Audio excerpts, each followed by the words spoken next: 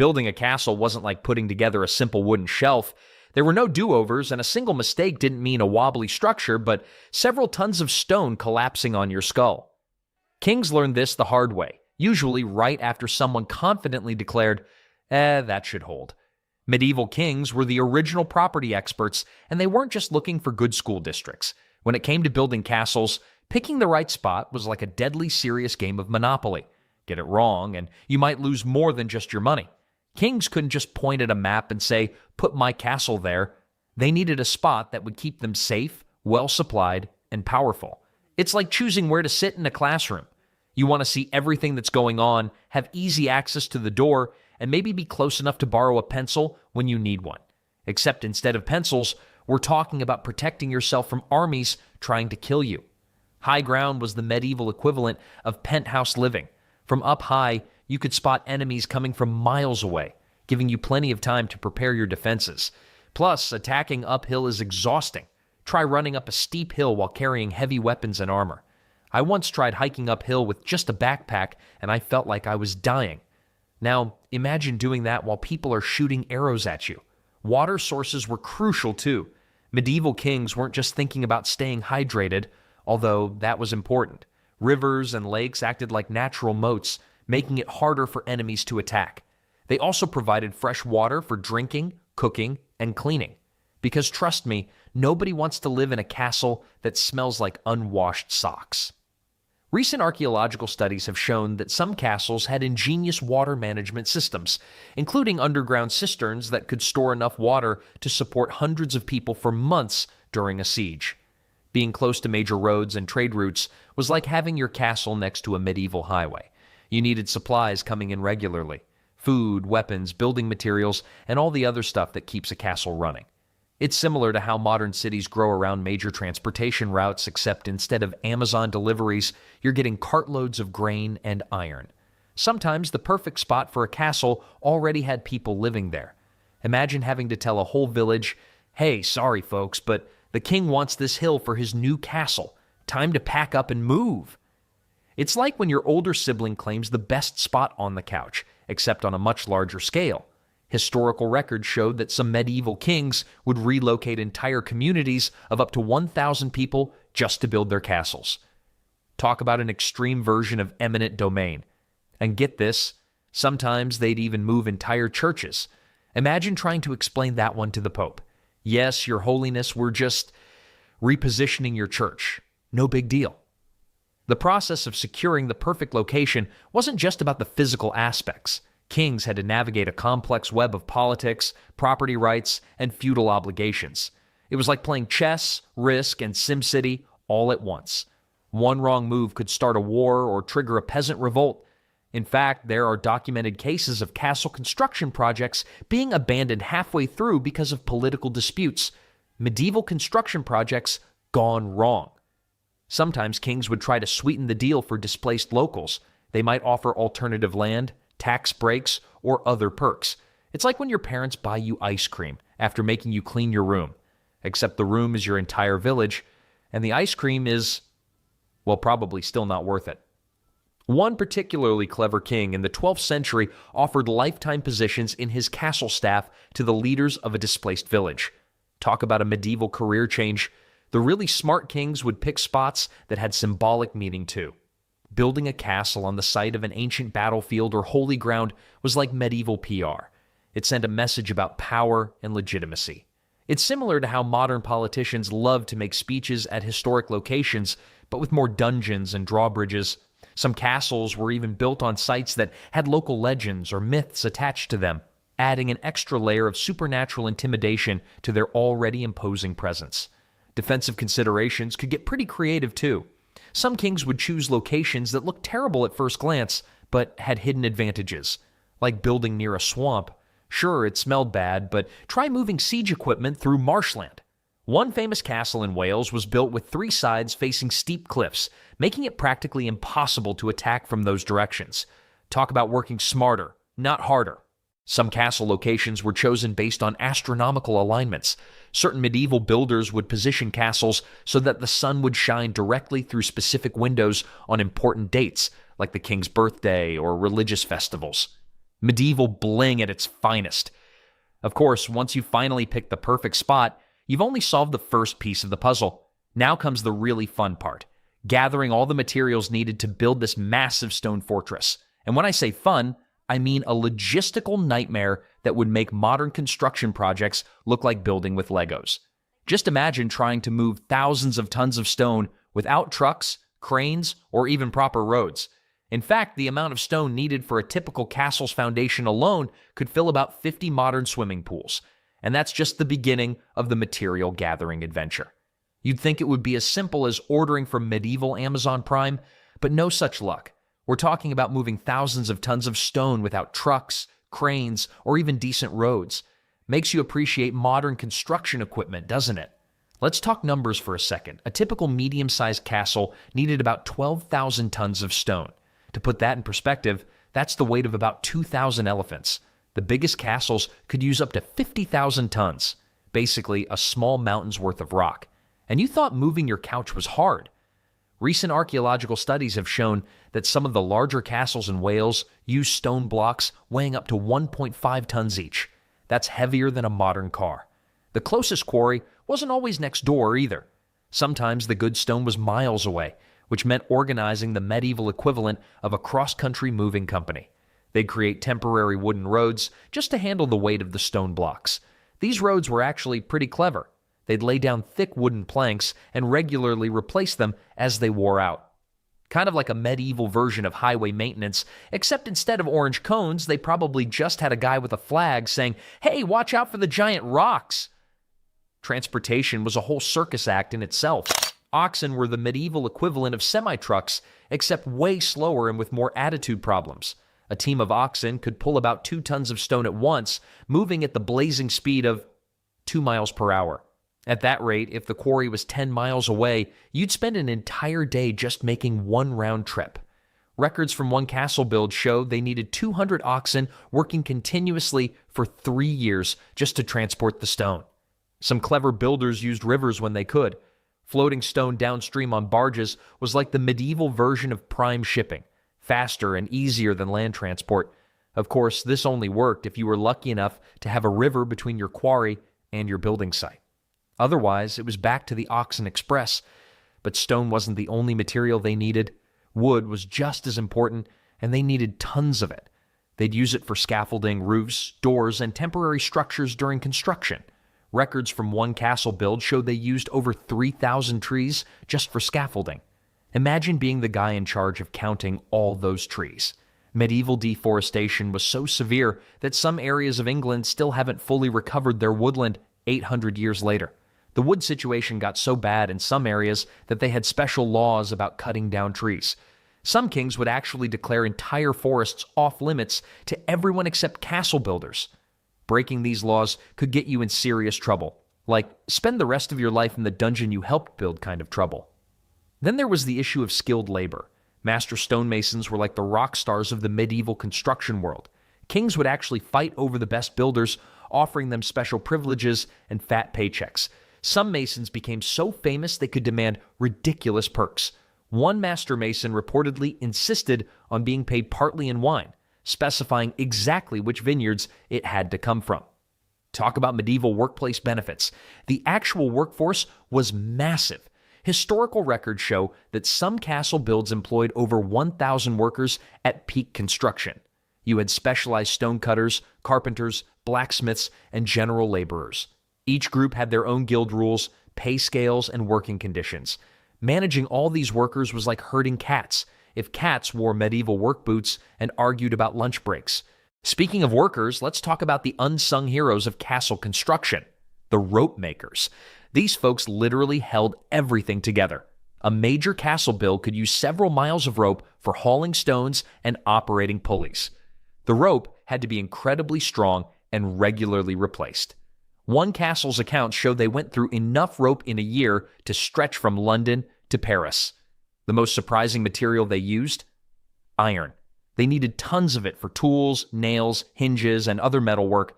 A large castle might use up to 50 tons of iron, and this was at a time when iron was worth its weight in silver. Records from one castle show they used over 50,000 nails just for scaffolding.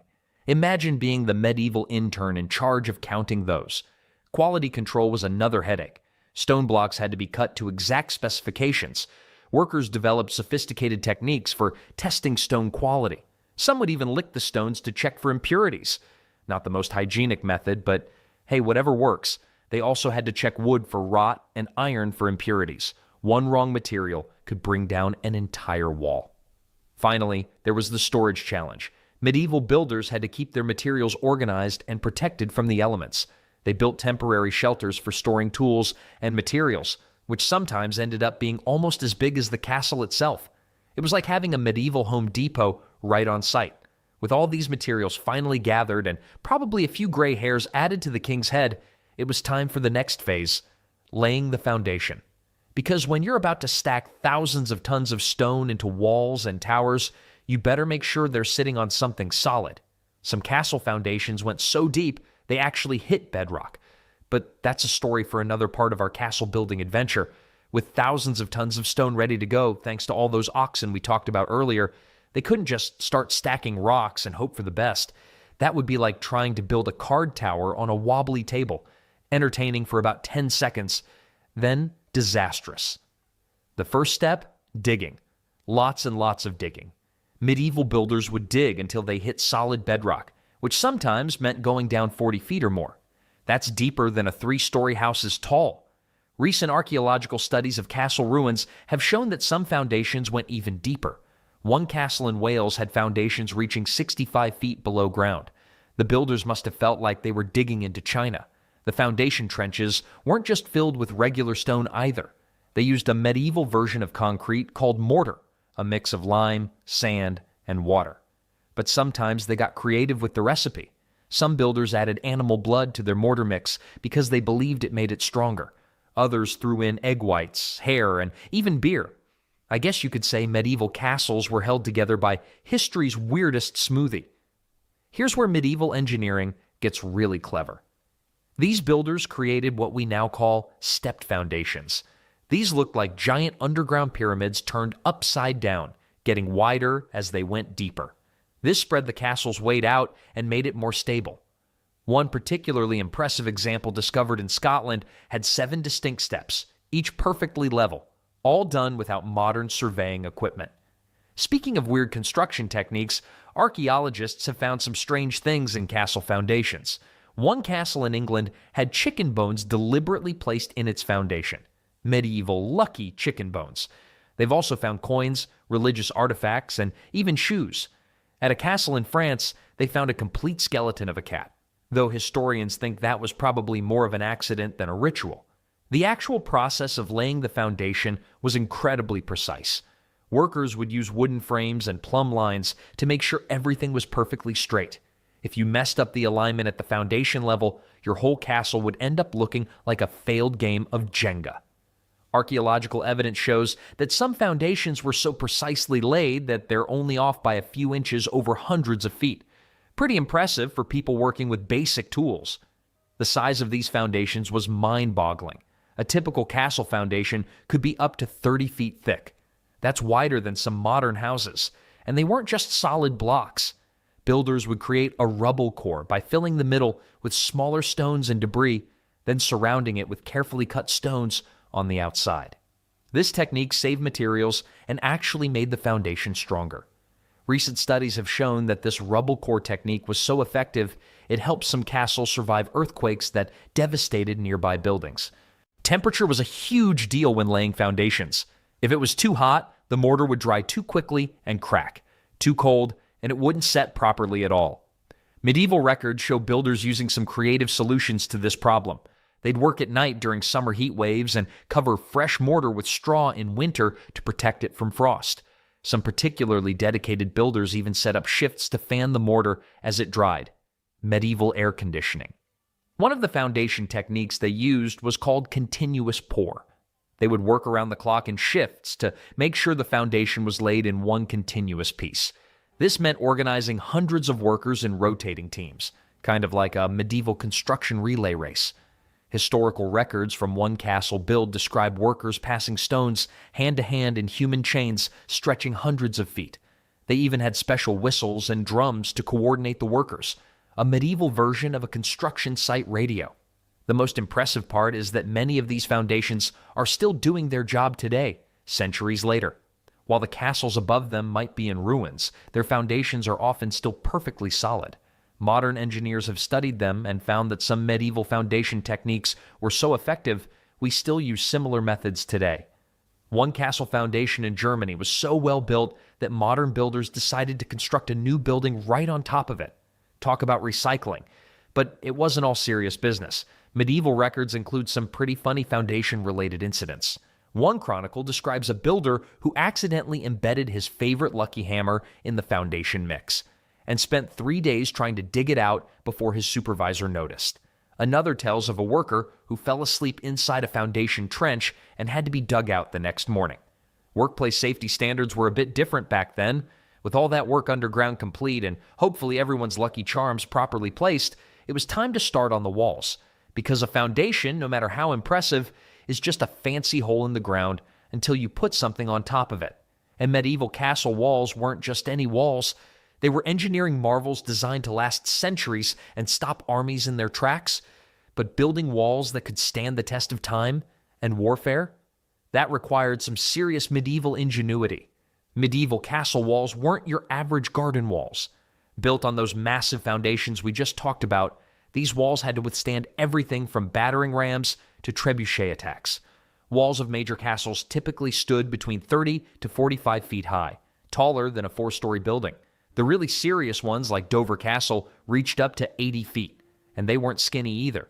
Some castle walls were 20 feet thick at the base. You could literally build a small apartment inside them. And sometimes they did. The actual construction process was like a medieval version of a layer cake, except much less tasty. Each layer had its own special purpose. The outer faces used carefully cut stones that fit together like puzzle pieces. These weren't just for looks.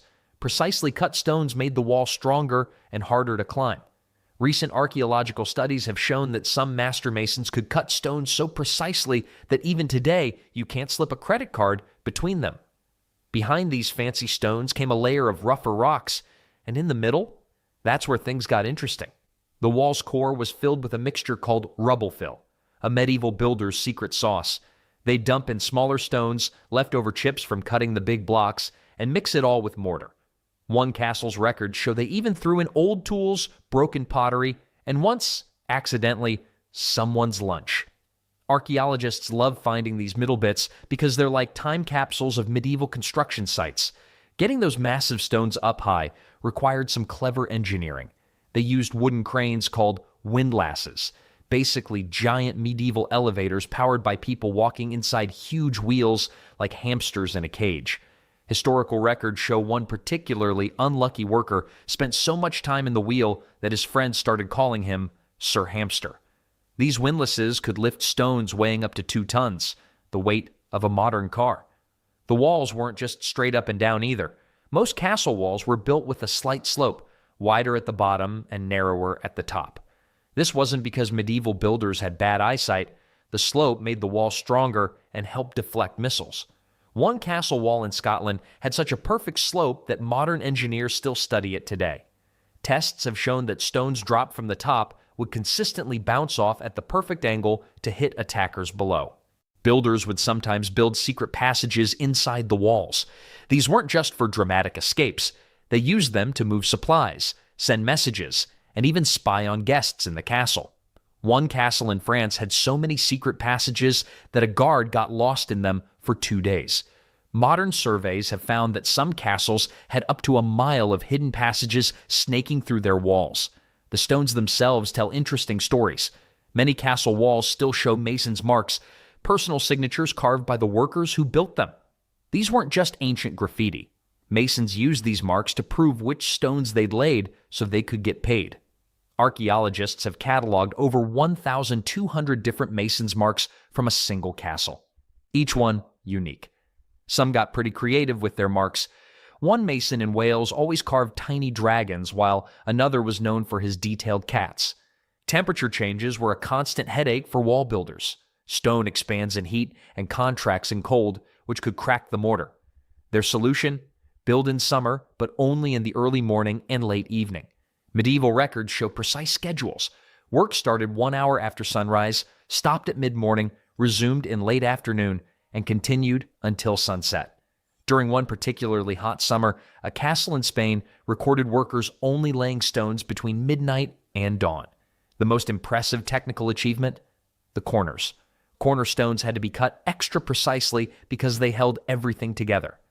These stones were so valuable that some medieval kings had them carved from special stone quarried hundreds of miles away. Archaeological analysis has shown that some cornerstones weighed up to 3 tons and had to be shaped with accuracy down to a fraction of an inch, all done by hand with basic tools. Speaking of maintenance, they built scaffolding as they went up. But this wasn't your modern metal scaffolding. They used wooden poles stuck through holes in the walls called putlog holes. These holes are still visible in many castles today. One castle in Germany has over 3,000 putlog holes. The medieval builders actually left them there on purpose for future repairs. They even wrote detailed instructions about which holes to use for different repair jobs. Medieval maintenance manuals. The walls also included some clever defensive features. They built arrow loops, narrow slits that archers could shoot through while staying protected. But here's the genius part. These slits were wider on the inside than the outside. This meant defenders could shoot at different angles while presenting a tiny target to attackers. Tests with modern replicas have shown that a medieval archer could cover about 70 degrees of arc through a single arrow loop. With the walls reaching skyward, it was time to think about the castle's real showstoppers, the towers and gatehouse. Because what's scarier than a massive stone wall? A massive stone wall with towers that can rain arrows down on your head. But that's a whole other story of a medieval engineering genius.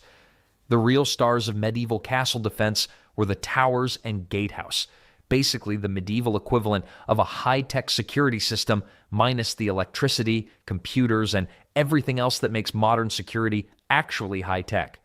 Towers weren't just for show or for princesses to let down their hair. They were serious business. Round towers became the most popular design, and for good reason. Tests on surviving castle ruins have shown that round towers were 50% more likely to survive bombardment than square ones. Plus, there were no corners for attackers to hide in. At one French castle, archaeologists found evidence of an attack where the square tower took heavy damage while its round neighbor remained practically untouched. The tower walls were often thicker than regular castle walls, sometimes reaching up to 20 feet thick. Archaeologists at one Welsh castle discovered that its main tower walls contained over 3,000 tons of stone, enough to build 30 modern houses. The builders had to get creative with the construction process for these massive towers. They actually built them in stages, letting each level settle before adding the next one. One tower took 3 years just to settle properly before they could finish it. They built into towers. The spiral staircases always turned clockwise, going up. This wasn't because medieval builders were obsessed with consistency. It was actually a clever defensive feature. Most people were right-handed, so attackers coming up the stairs would have their sword hand against the center wall, giving them less room to swing. Meanwhile, defenders coming down could swing freely with their right hand. Records show one castle where 20 attackers were held off by just 3 defenders thanks to this staircase design. Speaking of stairs, they weren't all made equal. Some steps were deliberately built at different heights, medieval trip hazards. Defenders knew exactly where these uneven steps were, but attackers would stumble and fall. One castle even had a step nicknamed the Breaker because it was 2 inches higher than all the others. Archaeological studies have found that some of these trap steps were so effective they showed more wear from people falling than from regular use. Now, let's talk about the castle's front door, the gatehouse. This wasn't your average welcome center. Medieval gatehouses were the most heavily defended part of the castle, and for good reason. Historical records show that about 70% of castle attacks focused on the gatehouse. The builders took this threat so seriously that some gatehouses were actually bigger than the castle's main living quarters. The gatehouse had more defensive features than a modern bank vault. First, you had the drawbridge, not just for looks. Modern reconstructions have shown that a typical drawbridge could be raised in under 30 seconds. Then came the portcullis, a heavy metal grate that dropped down like a medieval security shutter. Most gatehouses had two portcullises with a space between them called the killing ground. Records from one castle show that defenders could trap attackers in this space, and, well, let's just say it wasn't called the killing ground for nothing. Some particularly fancy gatehouses even had false entrances, medieval dummy doors designed to trick attackers into wasting time on the wrong target. One castle in England had 3 identical-looking gatehouses, but only one was real. The other 2 led to dead ends filled with those nasty defensive surprises we mentioned earlier. Talk about medieval misdirection. The nasty surprise came from above. Murder holes. These holes in the ceiling let defenders drop all sorts of unpleasant things on attackers. Historical documents list some creative ammunition: rocks, arrows, hot sand, boiling water, beehives, lime powder, and even kitchen waste. One castle's records mention a particularly successful defense where they dropped a beehive on attackers, creating instant chaos. Medieval pest control and castle defense, 2 birds with 1 stone. The towers also housed the castle's early warning system, lookouts. These guys had the highest office in the medieval world, sometimes over 100 feet up. They used a complex system of horns and bells to signal different types of threats. One castle had 12 different horn signals, including specific ones for enemy approaching, someone's trying to steal the sheep again, and the tax collector is coming. Tests on reconstructed tower heights have shown that lookouts could spot approaching armies from up to 5 miles away in good weather. That's about an hour's warning before attackers reach the castle, plenty of time to raise the drawbridge and heat up some defensive boiling water. Some towers even had specially designed acoustic features that could amplify the sound of approaching horses, giving even earlier warnings. With all these defenses in place, you'd think castles would be impossible to capture. But medieval engineers knew that no defense was perfect, which is why they always included one final fallback position: the keep. This was the castle's ultimate panic room, a fortress within a fortress where defenders could hold out even if everything else fell. Unlike modern panic rooms, though, this one was the size of a small apartment building and designed to support hundreds of people for months at a time. If everything else failed and enemies got past the walls, towers, and that nasty gatehouse we just talked about, the keep was where everyone would run to hide. It was like a giant medieval panic room, except instead of lasting a few hours, people could survive in there for months. The keep's walls made regular castle walls look like paper. We're talking about walls up to 40 feet thick at the base. Archaeological studies have shown that some keeps could survive hits from trebuchets throwing rocks weighing as much as a small car. One famous keep took 163 direct hits during a siege and barely got scratched. Modern engineers have calculated that some keep walls could withstand forces equivalent to a modern tank shell. Talk about over-engineering. The entrance to the keep was usually on the second floor, not the ground level. You had to climb up a wooden staircase to get in, and this staircase could be pulled up or burned if enemies got too close. Records from one siege tell us about attackers who finally broke into the castle only to find themselves staring up at the keep's entrance, 20 feet above their heads. Archaeological evidence shows that some keeps even had elaborate systems of counterweights to raise these stairs in under 30 seconds. The inside of the keep wasn't exactly a 5-star hotel. Windows were tiny, more like arrow slits with attitude. Tests on reconstructed keeps have shown that these windows let in about as much light as a cheap flashlight. Kings would actually have servants follow them around with candles during the day. One medieval writer complained that keeps were as dark as a tax collector's heart. Recent studies of medieval documents show that some keeps went through over 1,000 candles per month just for basic lighting. Storage was a big deal in keeps. They had to be ready for long sieges, which meant storing tons of food and supplies. Archaeologists found one keep with storage rooms that could hold enough food for 400 people to survive for 6 months. They kept grain in special pits that were carefully designed to keep out rats and moisture. Some of these storage systems were so effective that archaeologists have found preserved grain in castle ruins that's over 500 years old. The keep's plumbing system was interesting. Most keeps had a garderobe, fancy medieval talk for a toilet. These were basically holes in the wall that dropped everything straight down the outside of the keep. Some castles had up to 30 garderobes stacked on top of each other. Analysis of castle records shows that they actually employed special workers called gong farmers to clean up the mess at the bottom. One castle even paid these workers partly in alcohol, probably necessary for that kind of job. Each floor of the keep had a specific purpose. The ground floor was usually for storage. The second floor held the Great Hall, where the king would meet people and pretend everything smelled fine. Above that were private rooms for the royal family. Recent architectural studies have shown that medieval builders used clever ventilation systems to try to keep the smells from traveling between floors. It didn't always work, but points for trying. The wells often went deeper than modern building foundations. The well at Dover Castle goes down 400 feet. That's deeper than the Statue of Liberty is tall. The workers hit so many problems that the king wrote a letter saying, "If we don't find water soon, we might as well be building a very expensive stone tomb." Modern geologists have studied these wells and found that medieval builders somehow knew exactly where to dig to find water, despite having no modern surveying equipment. The keep's design included some sneaky features too. Many had hidden escape tunnels called sally ports. These tunnels let defenders sneak out during a siege to attack the attackers. Archaeological surveys have found some keeps had entire networks of these tunnels, sometimes stretching for hundreds of yards. One particularly clever design included fake tunnels that would flood if enemies found them. Security wasn't just about thick walls either. Keeps often had sophisticated systems of internal defenses. Each floor could be sealed off from the others, and some keeps even had internal drawbridges between different sections. Castle records show that guards had to learn a complex series of passwords and secret knocks, medieval two-factor authentication. One castle's documents list 24 different secret knocks, each meaning something different. The living arrangements inside the keeps were pretty creative too.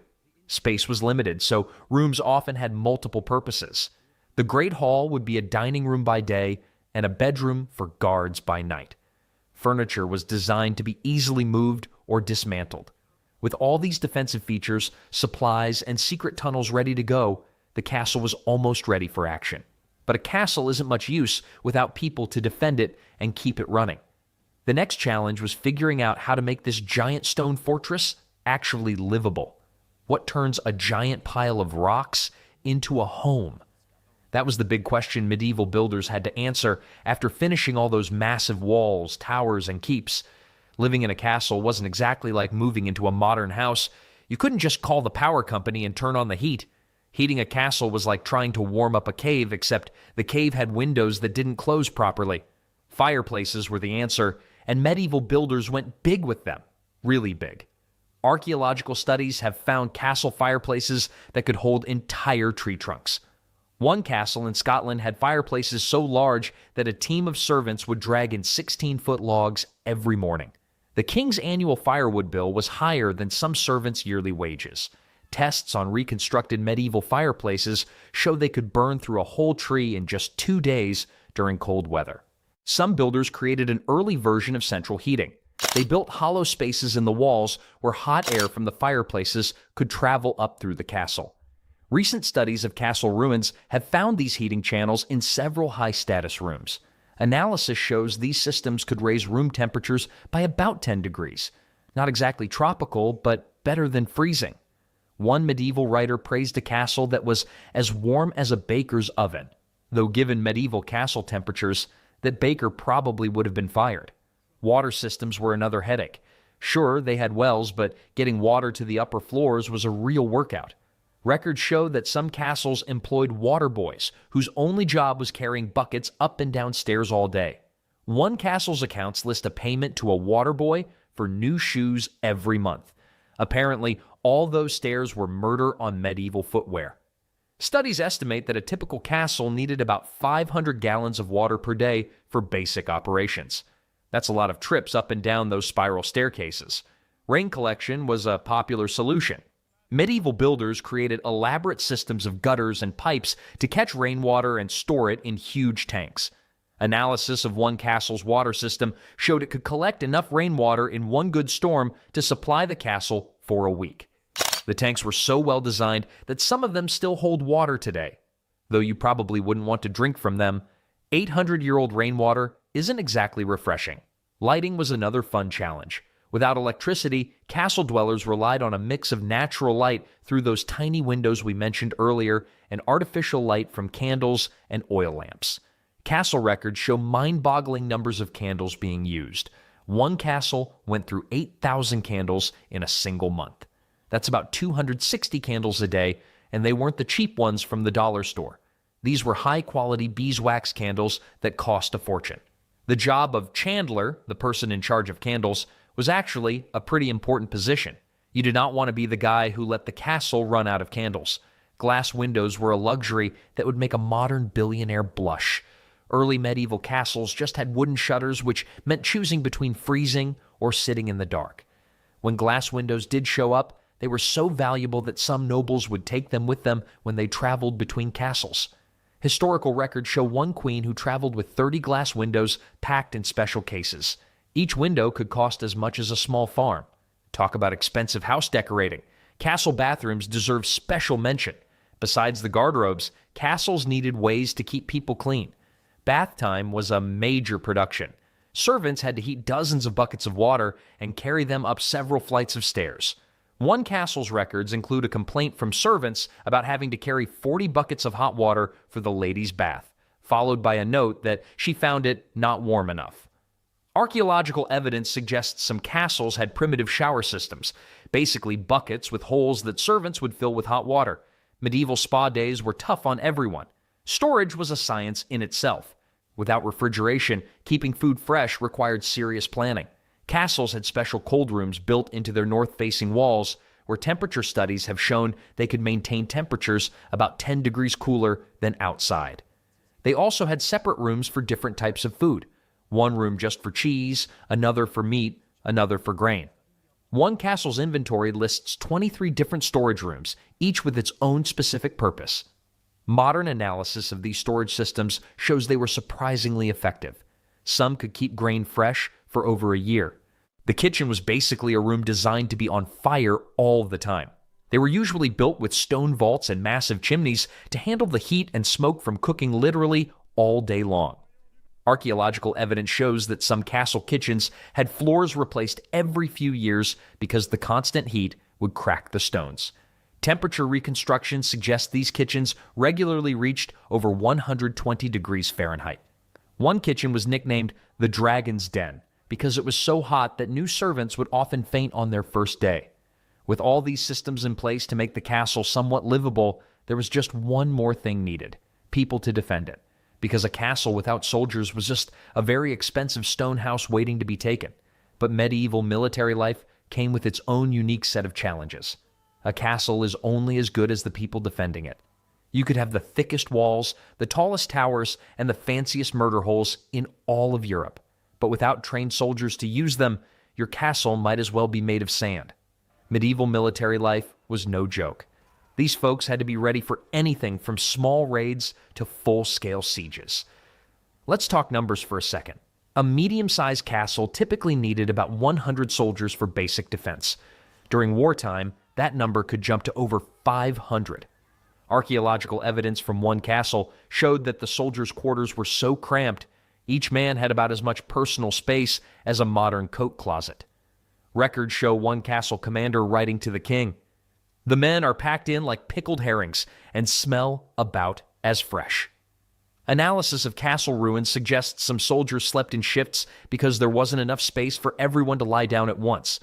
Training was constant. Archers practiced every day. Medieval law actually required all men to practice archery on Sundays.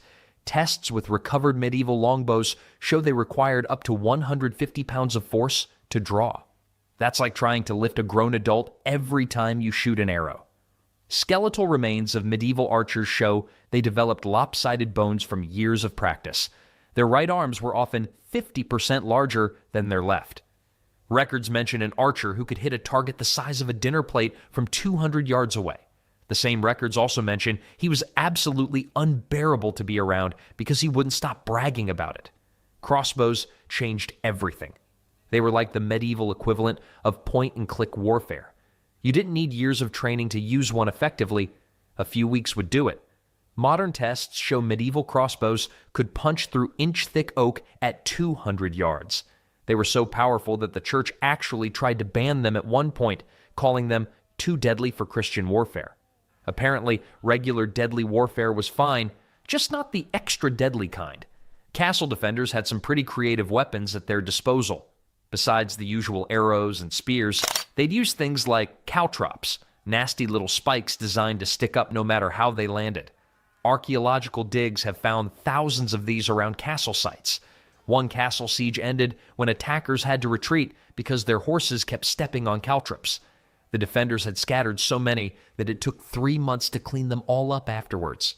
Food during a siege was a whole other challenge. Calculations based on medieval records show that feeding 500 defenders required about 900 pounds of food per day.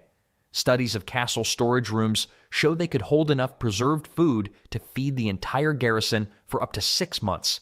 One castle survived a year-long siege by rationing food so strictly that even the lord had to eat the same portions as common soldiers. Castle records list increasingly creative recipes as the siege went on, including leather boot soup and boiled tapestry.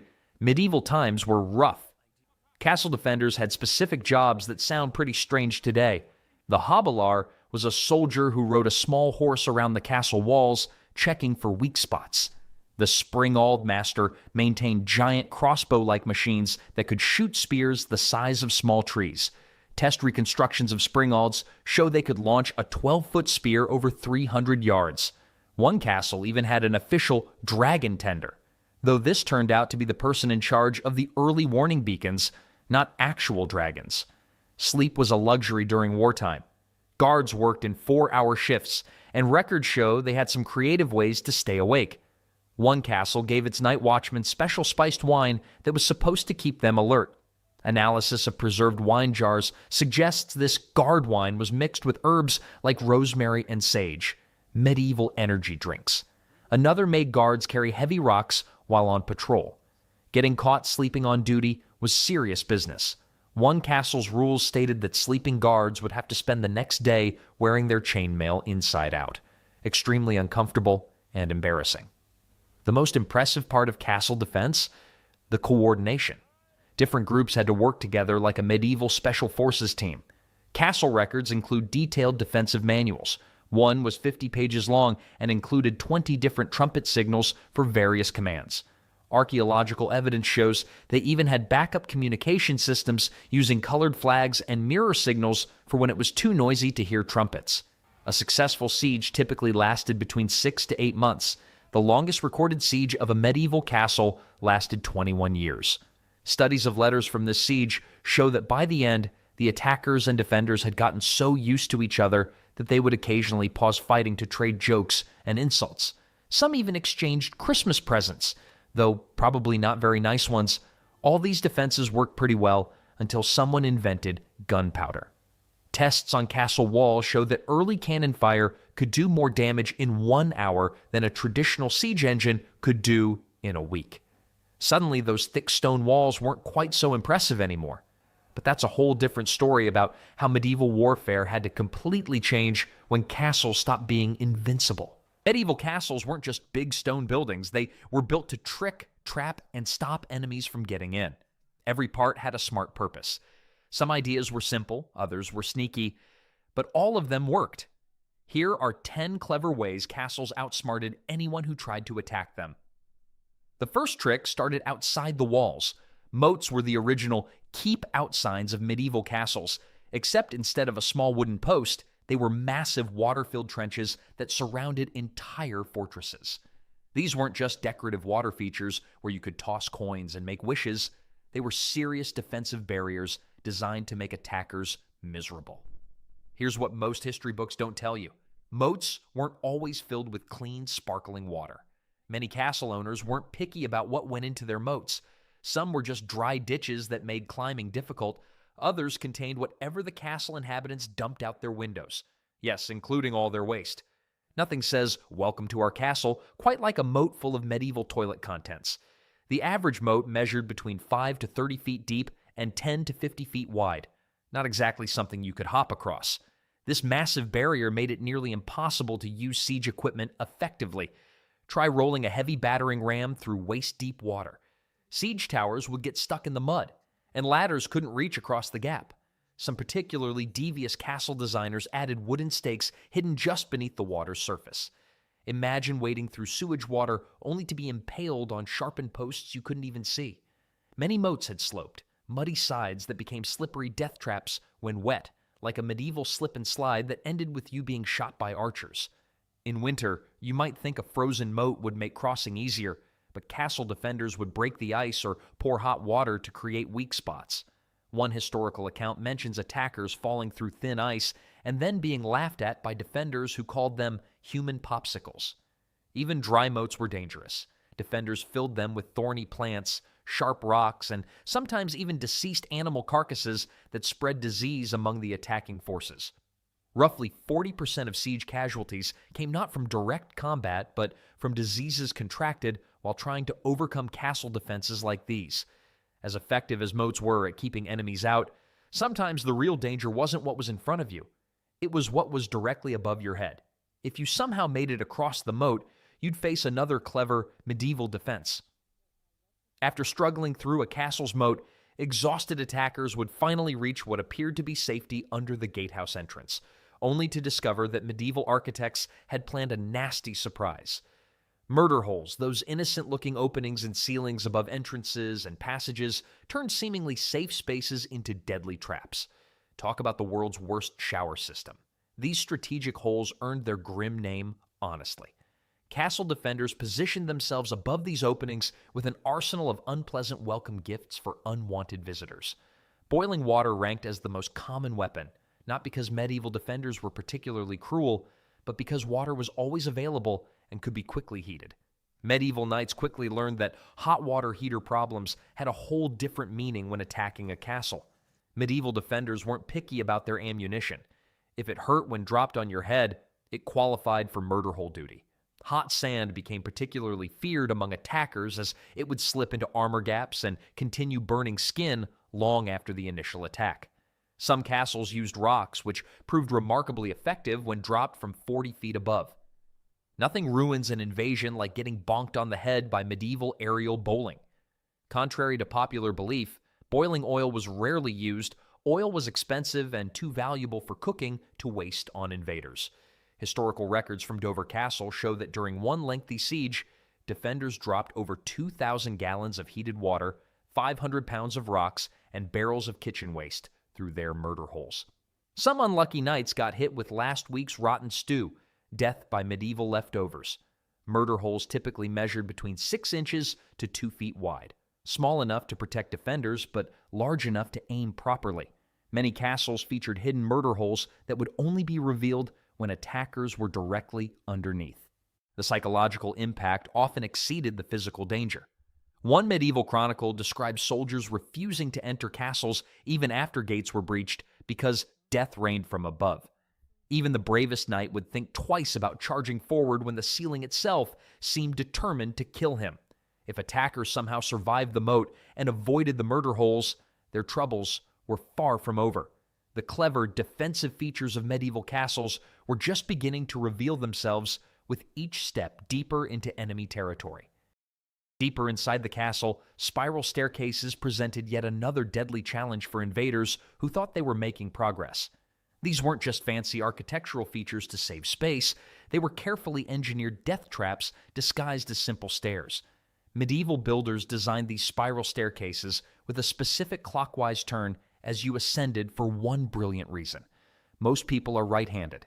When defenders stood higher on the stairs fighting downward, their right arms had the entire open center space to swing their swords freely.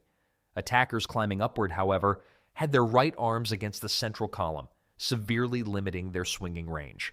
Talk about unfair home field advantage. It's like playing basketball with one team's hoop being twice as high. The narrowness of these staircases forced attackers to climb in single file, eliminating their numerical advantage. Most castle spiral staircases measured between 3 to 5 feet wide, with some defensive ones intentionally built even narrower at just 2 feet across.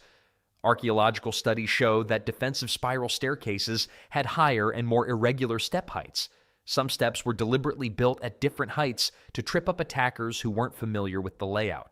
Historical records from the siege of Rochester Castle in 1215 describe how just 8 defenders held back over 60 attackers on a spiral staircase for nearly 3 hours.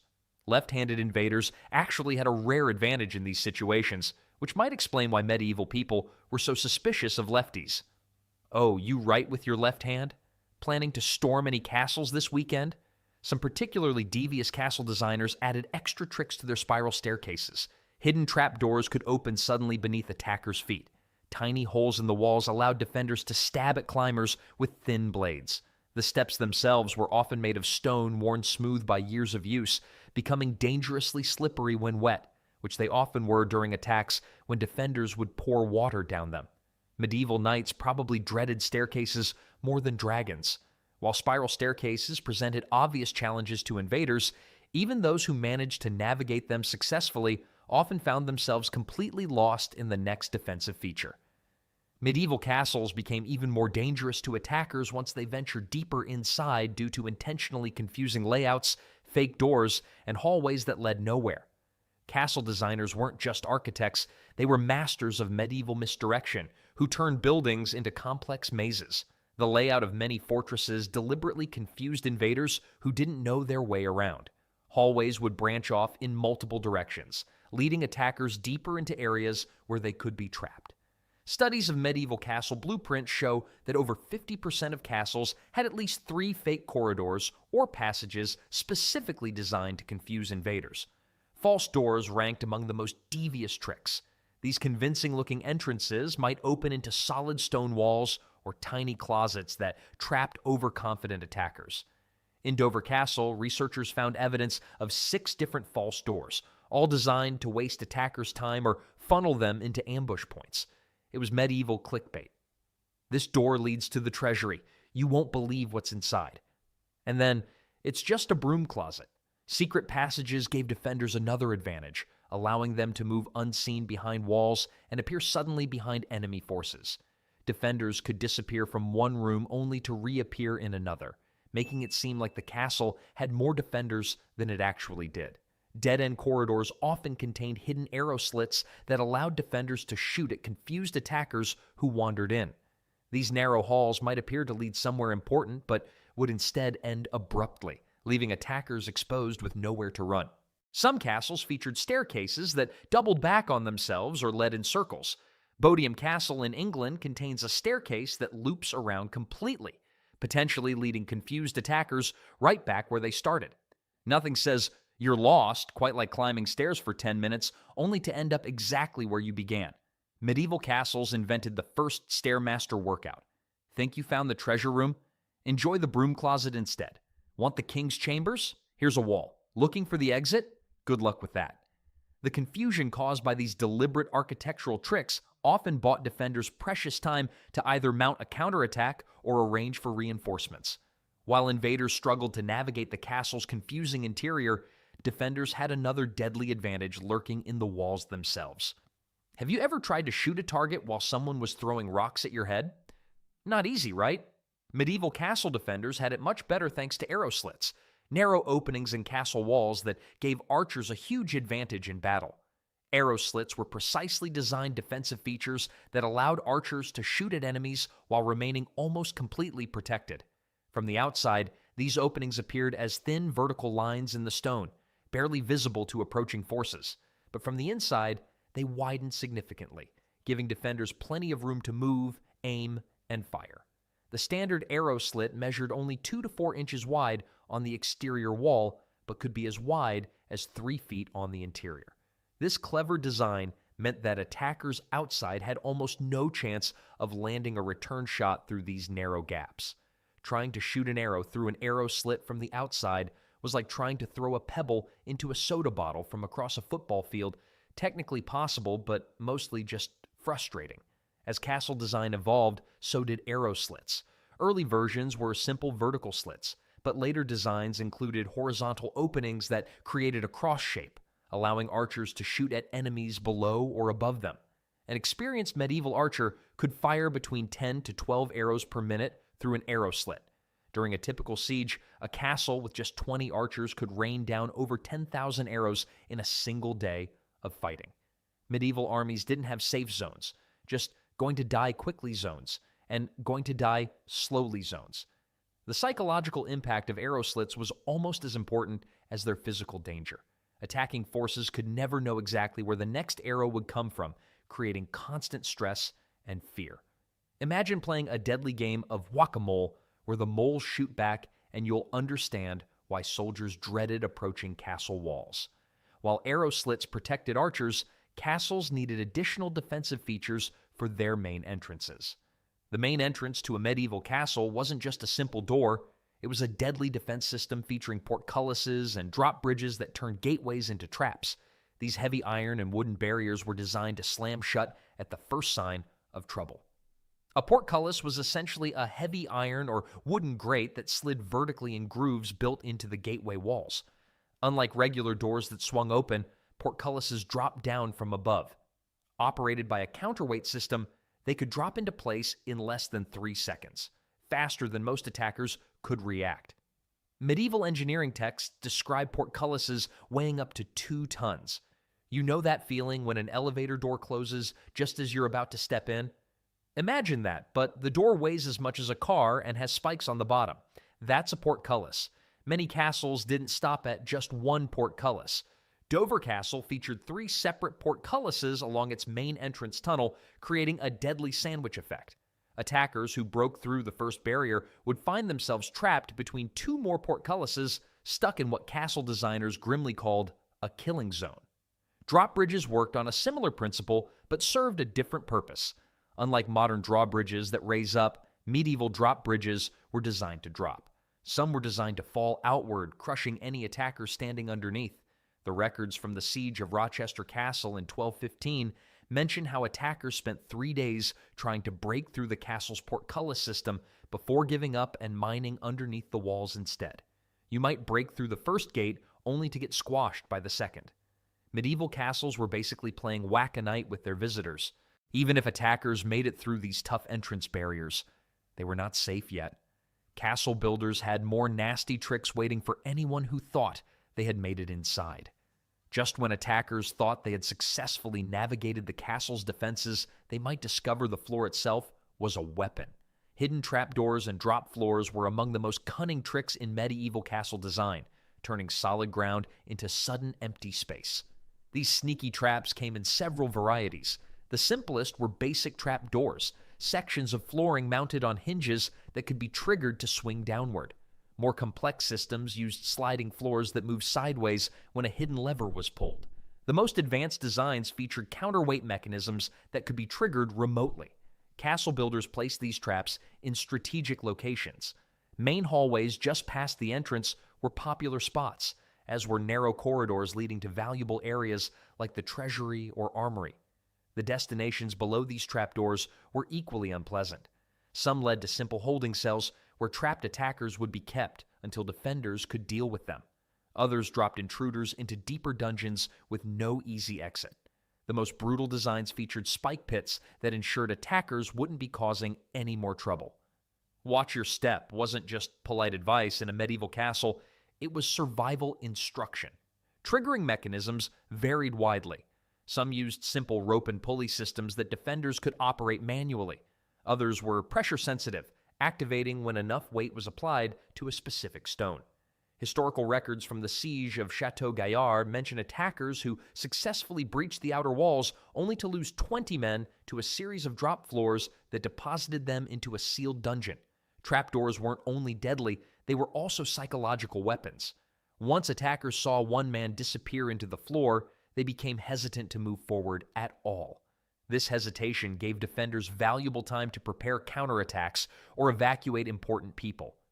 Good for thinning out enemy numbers inside the castle, drop floors became medieval crowd control, though significantly more permanent than just asking people to form an orderly line. Detecting these traps was nearly impossible.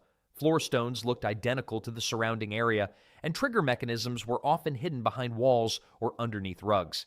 Medieval castle floors were like a deadly game of the floor's lava, except the floor actually disappeared and the lava was sometimes replaced with spikes. While trapdoors dealt with enemies inside the castle, defenders needed ways to keep outdoor attackers at bay. This is where the next medieval defense tactic came into play: Attackers who managed to reach the castle walls faced another deadly surprise from above: boiling liquids and fire attacks. These scorching defenses turned the space around a castle into what could be called the world's most dangerous outdoor kitchen. Hot water was the simplest and most common liquid weapon used by castle defenders. It required no special ingredients, was always available, and could be quickly heated in large quantities during a siege. When poured from the battlements, it caused severe burns and turned metal armor into painful heat conductors. Sand, when heated to extreme temperatures and poured onto attackers, became a terrifying weapon. Hot sand had the nasty ability to slip through even the smallest gaps in armor, continuing to burn skin long after the initial attack. For medieval soldiers, it was like getting the worst beach day imaginable. All the sand, none of the fun, and everything was on fire. Contrary to Hollywood movies, boiling oil was rarely used as a defensive weapon. Oil was extremely expensive and far too valuable for cooking to waste on attackers. More common was pitch, a thick, sticky substance that, when heated and ignited, stuck to armor and weapons while continuing to burn. Castle kitchen leftovers became ammunition during long sieges. Boiling soup, cooking grease, and even spoiled stew were repurposed as weapons. Nothing says, "We didn't like your dinner invitation," quite like having last night's stew dumped on your head from 50 feet up. Perhaps the most psychologically effective liquid defense was simple sewage. While not heated, it spread disease through attacking armies and destroyed morale. Medieval armies didn't have hand sanitizer, and nothing ends an attack faster than soldiers who can't stop throwing up. Fire arrows with oil-soaked rags were used to set wooden siege equipment ablaze. Battering rams, siege towers, and covered approaches were all vulnerable to these burning attacks. While these scorching attacks were effective at keeping enemies at a distance, castle defenders knew that the real key to surviving a siege wasn't just about fighting off attackers. Large pantries stored carefully preserved food that could keep castle inhabitants alive for months while enemies starved outside. Food storage wasn't just a convenience in medieval castles, it was a critical defense strategy. Medieval castle defenders relied on basic preservation methods. Salt was used to preserve meats and fish, while smoking was another common technique. Grain storage formed the backbone of siege preparations, as wheat, barley, and oats could last for years. Records from Rochester Castle show it maintained enough grain to feed 200 people for 4 months. Nuts, dried fruits, honey, and cheese rounded out the medieval siege pantry. These foods were calorie-dense and lasted without spoiling. Honey never spoils. Archaeologists have found edible honey in ancient Egyptian tombs. Beer and ale stored better than water and kept morale up. During a siege, defenders might drink 3 pints daily, not because they were partying, but because it was safer than water. Many castles were built with access to wells within the walls. The well at Dover Castle reaches 250 feet deep, ensuring attackers couldn't cut off the water supply. If a siege lasted longer than expected, castle inhabitants got creative. Historical records mention defenders eating their horses, dogs, cats, and even rats. Medieval castle dining had a way of going from royal feast to anything that moves real quick. Castle gardens provided fresh vegetables during siege situations, and some castles kept livestock inside their walls. Food rationing systems made supplies last longer, with higher-ranking residents receiving larger portions. Calling the cook stingy took on a whole new meaning when your dinner portion determined whether the castle could hold out for another week. While physical defenses and ample supplies were crucial for surviving sieges, sometimes castle defenders had to rely on their wits when other options ran low. Medieval castle defenders turned to psychological tricks and fake defenses to fool attackers. These clever deceptions were often as effective as physical barriers, but cost nothing more than creativity. Dummy guards placed on castle walls made fortresses appear better defended than they actually were. Castle commanders would place helmets on spears and position them along the battlements to give the appearance of a fully manned defense force. From a distance, these fake sentries looked convincing enough to make attackers think twice. The movement of torches around castle walls at night created the illusion of active patrols. Even with just a handful of soldiers, torches could be moved in patterns that suggested many more guards were present. It was medieval special effects before CGI, just some guys running around with fire trying to look like an army. fires lit behind arrow slits made the castle seem full of defenders. By placing torches behind the narrow openings in castle walls, defenders created shadows that gave the impression of many archers ready to fire. Castle defenders also used sound to their advantage. Loud horns, drums, or coordinated yelling created the impression of a larger defending force. During the siege of Stirling Castle, records mention defenders using drums throughout the night to suggest reinforcements had arrived. False banners from powerful allies raised on castle towers sometimes convinced attackers that help was on the way. By flying the flag of a feared military force, defenders could cause attackers to reconsider their plans. A lone castle defender once ended a siege by throwing a beehive at attackers. The attackers assumed the defenders had an unlimited supply of weaponized insects and promptly retreated. Medieval pest control was also medieval crowd control. Strategic exaggeration of food supplies convinced attackers that waiting out a siege would be futile.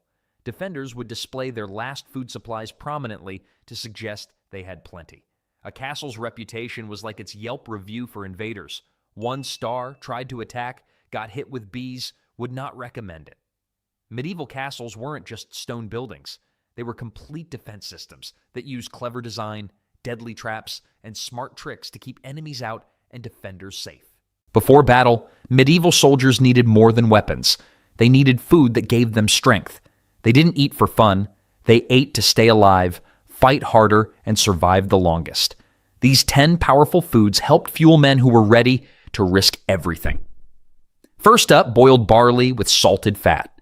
If you've ever complained about your morning oatmeal being bland, thank your lucky stars you weren't a medieval soldier. Before charging into battle, these warriors filled their bellies with the world's most boring yet effective breakfast, boiled barley mixed with chunks of salted animal fat. Talk about a meal that could both sustain you and make you question your career choices. Barley was the perfect warrior food because it grew almost anywhere, in cold regions, warm areas, even in poor soil. Armies could find it in nearly every territory they conquered. A single field could feed hundreds of fighters, making it the ultimate military crop. While modern soldiers get energy bars, medieval warriors got what looked like something your cat might cough up. The preparation was simple. Throw barley into massive pots, add water, and boil until mushy. No spices, no sweeteners, just plain mush. It looked so appetizing that prisoners would confess just to avoid another serving. The original truth serum wasn't torture. It was Wednesday's barley special. The real secret weapon was the fat mixed into it. Typically salted pork fat, beef tallow, or goat fat. Each spoonful contained over 100 calories, adding serious energy reserves. A modern nutritionist would have a heart attack just looking at it. The first and only diet where extra fat was written on the prescription. A single bowl could keep a fighter energized from sunrise until well past noon.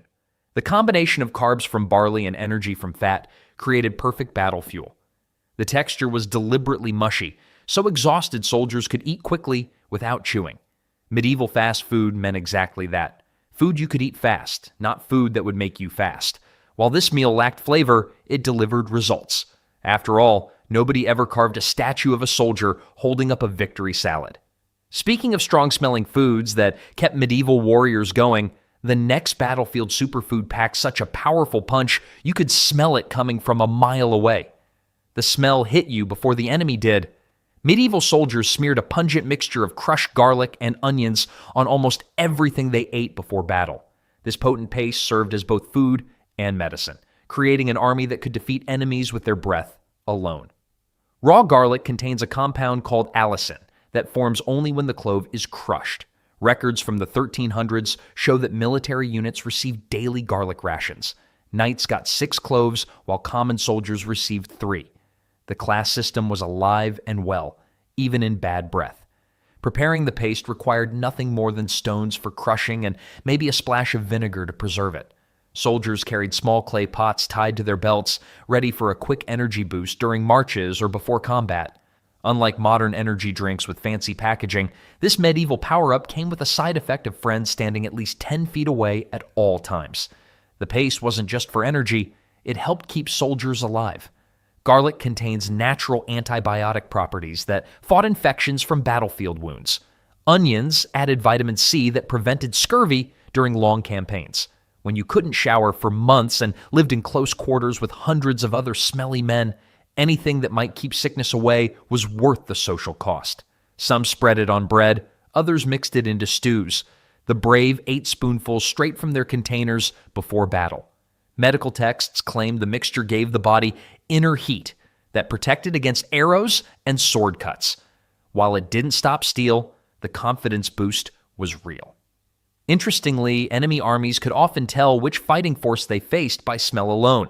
Spanish troops added extra garlic, while Northern Europeans preferred more onion. You could say medieval warfare was the original battle of the brands, except these brands made your eyes water from 50 paces.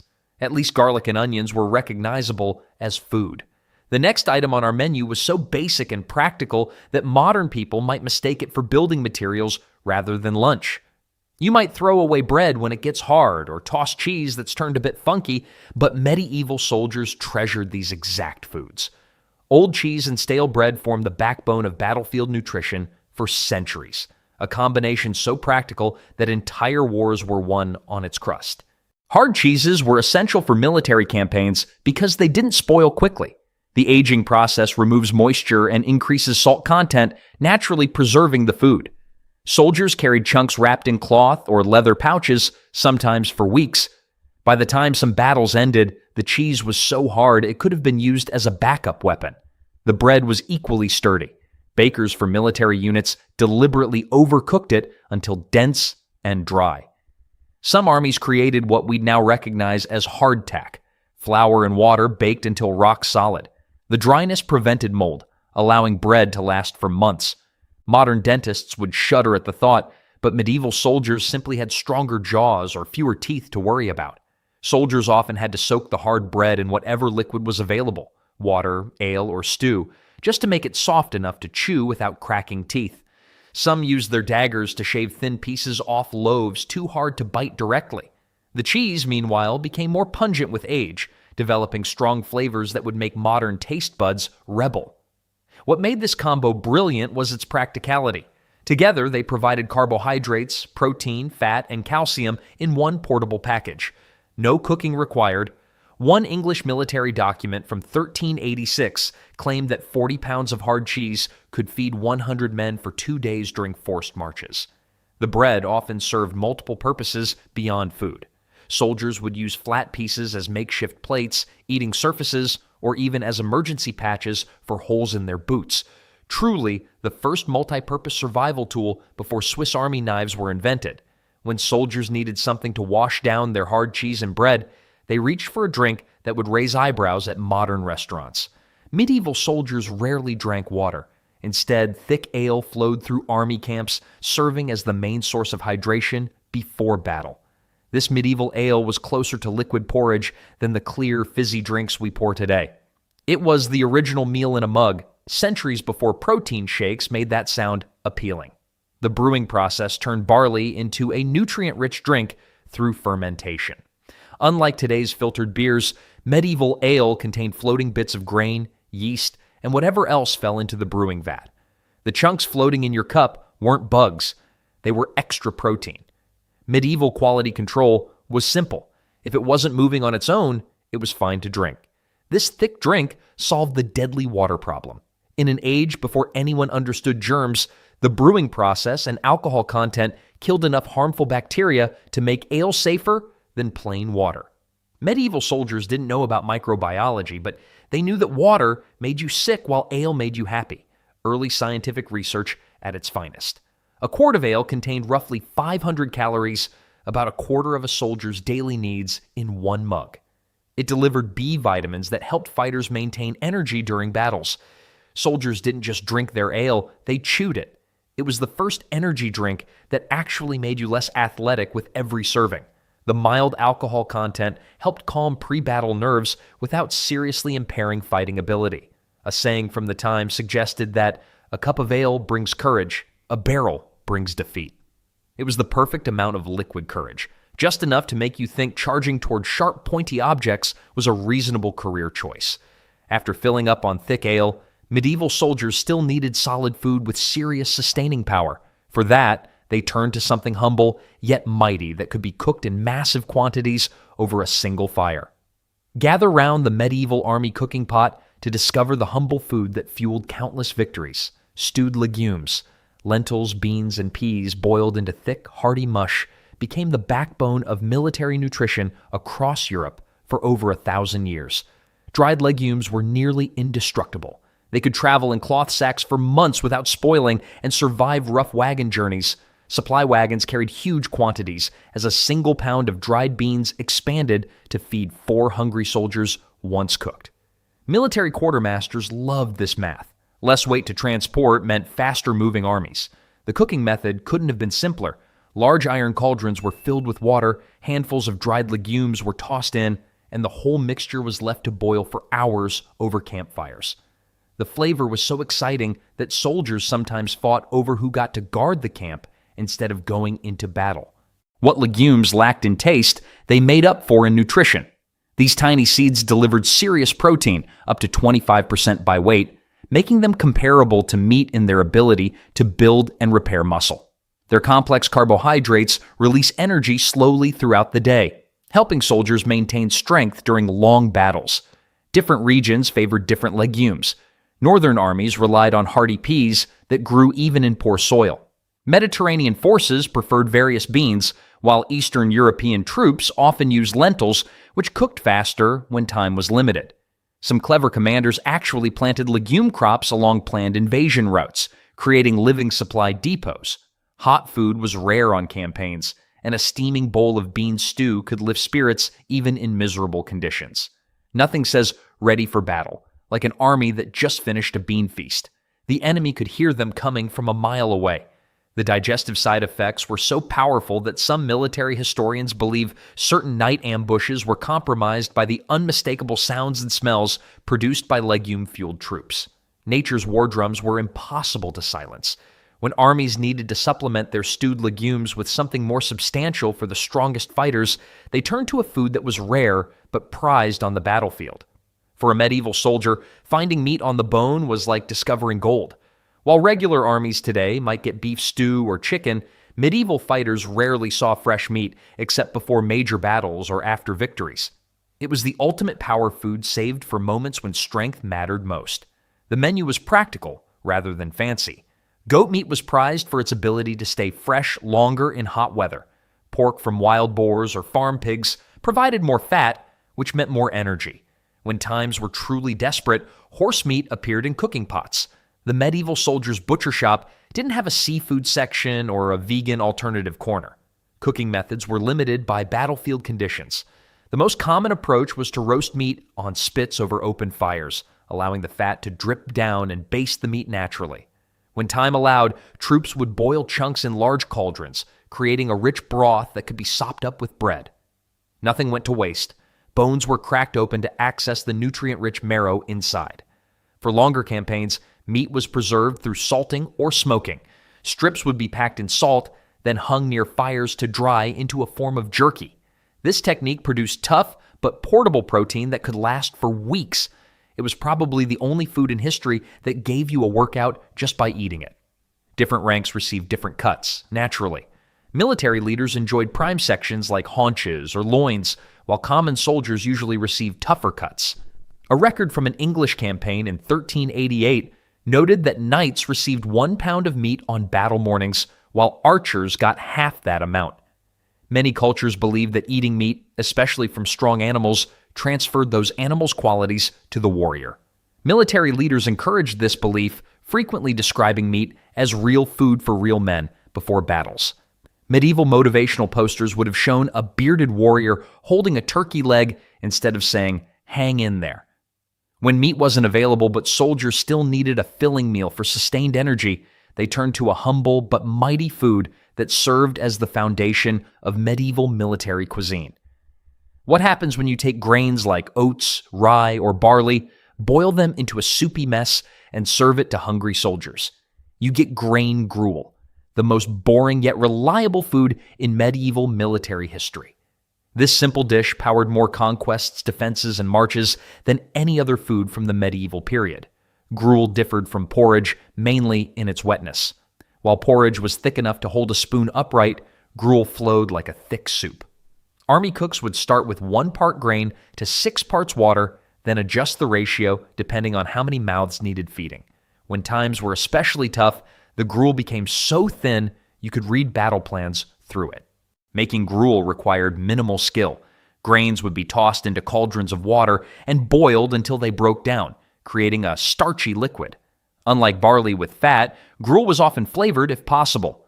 Common additions included salt, herbs gathered from nearby fields, or honey if the army was wealthy.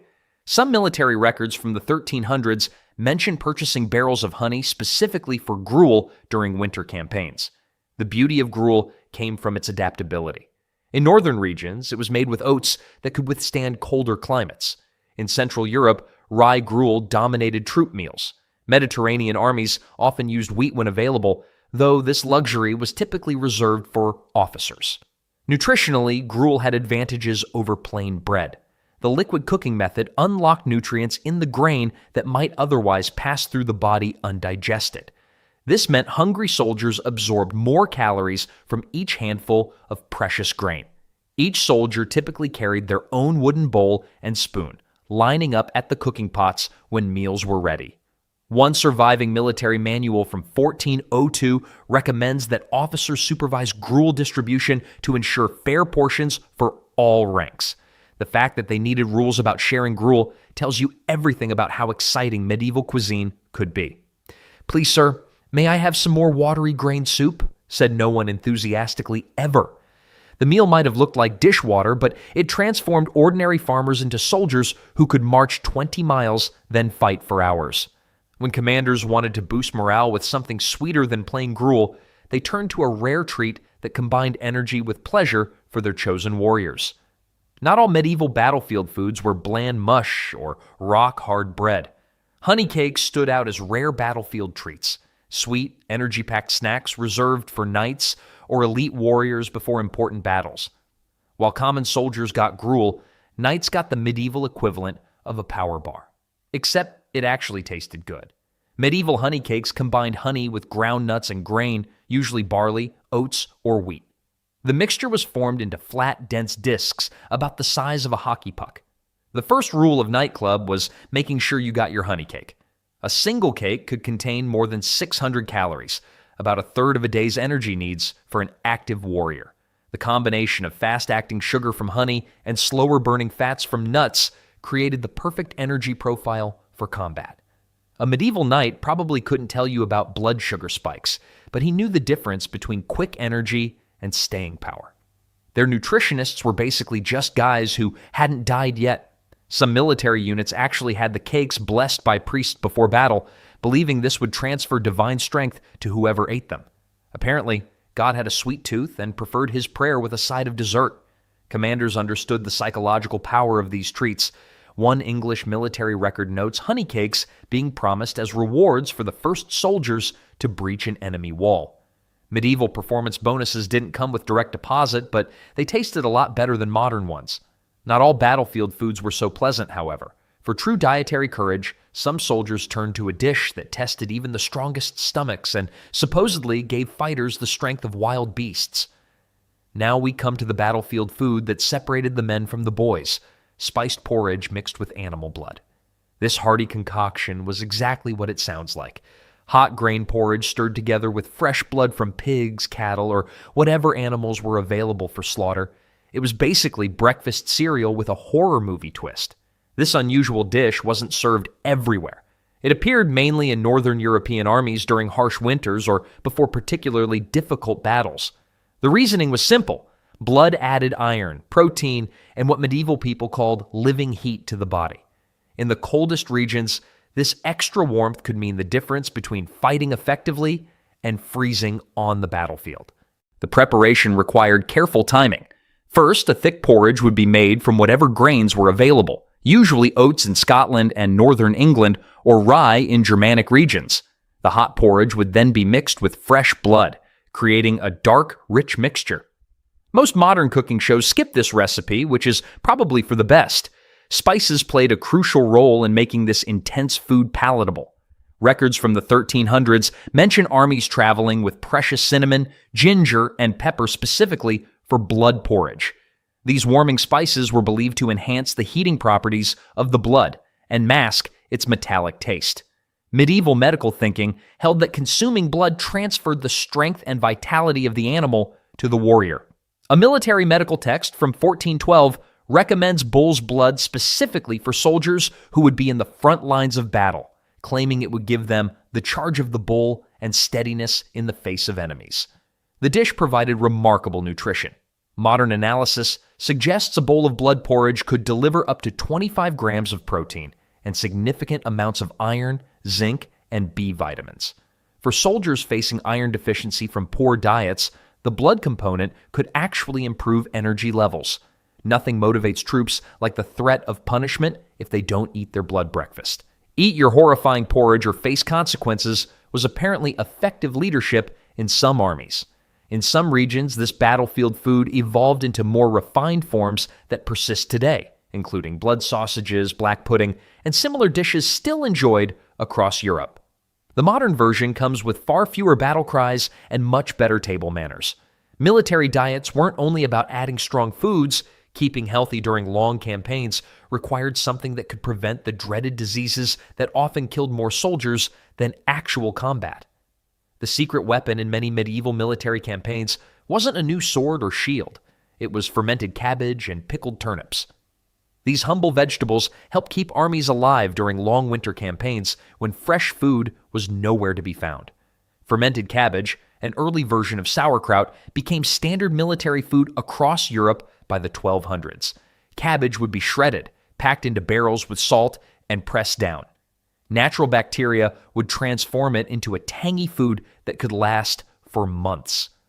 Unlike fresh vegetables that went limp and sad after a few days, fermented cabbage maintained its crunch and attitude indefinitely, the cockroach of the vegetable world. In regions where cabbage was less common, turnips took center stage. These root vegetables were chopped, packed in salt brine, and left to pickle. The resulting food was tangy, crunchy, and filled with vitamin C. Military records from 1410 note specific wagons dedicated to transporting barrels of pickled vegetables behind troops. These foods solved one of the biggest killers in medieval armies, scurvy. This disease, caused by vitamin C deficiency, weakens the body, causes gums to bleed, and eventually leads to death. Armies that marched for months, especially in winter, often lost more men to scurvy than to enemy weapons. Death by bleeding gums was considerably less glorious than death by sword. Not the kind of end that got you into warrior heaven with a good story. The fermentation process actually increases nutrients. Properly fermented cabbage can contain up to 4 times more vitamin C than fresh cabbage, a crucial difference during long winter campaigns. A daily handful provided enough to keep soldiers functioning. These foods were distributed in a variety of ways. Sometimes soldiers received daily rations of pickled vegetables. In other cases, communal barrels traveled with the troops, with each fighter expected to help themselves to a portion daily. Military commanders might not have understood the exact science, but they observed that troops who ate these foods regularly stayed healthier. Soldiers had mixed feelings about these pungent preserved vegetables. Medieval military wisdom boiled down to, eat your stinky vegetables or die a toothless death. The tradition of soldiers relying on preserved vegetables continued for centuries.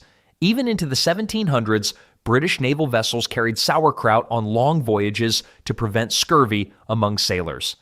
As we finish our journey through medieval battlefield nutrition, it's clear that these warriors understood something important.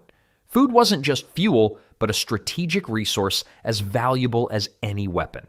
No electricity, no batteries, no high-tech gadgets, yet medieval homes had security systems that would impress even modern burglars.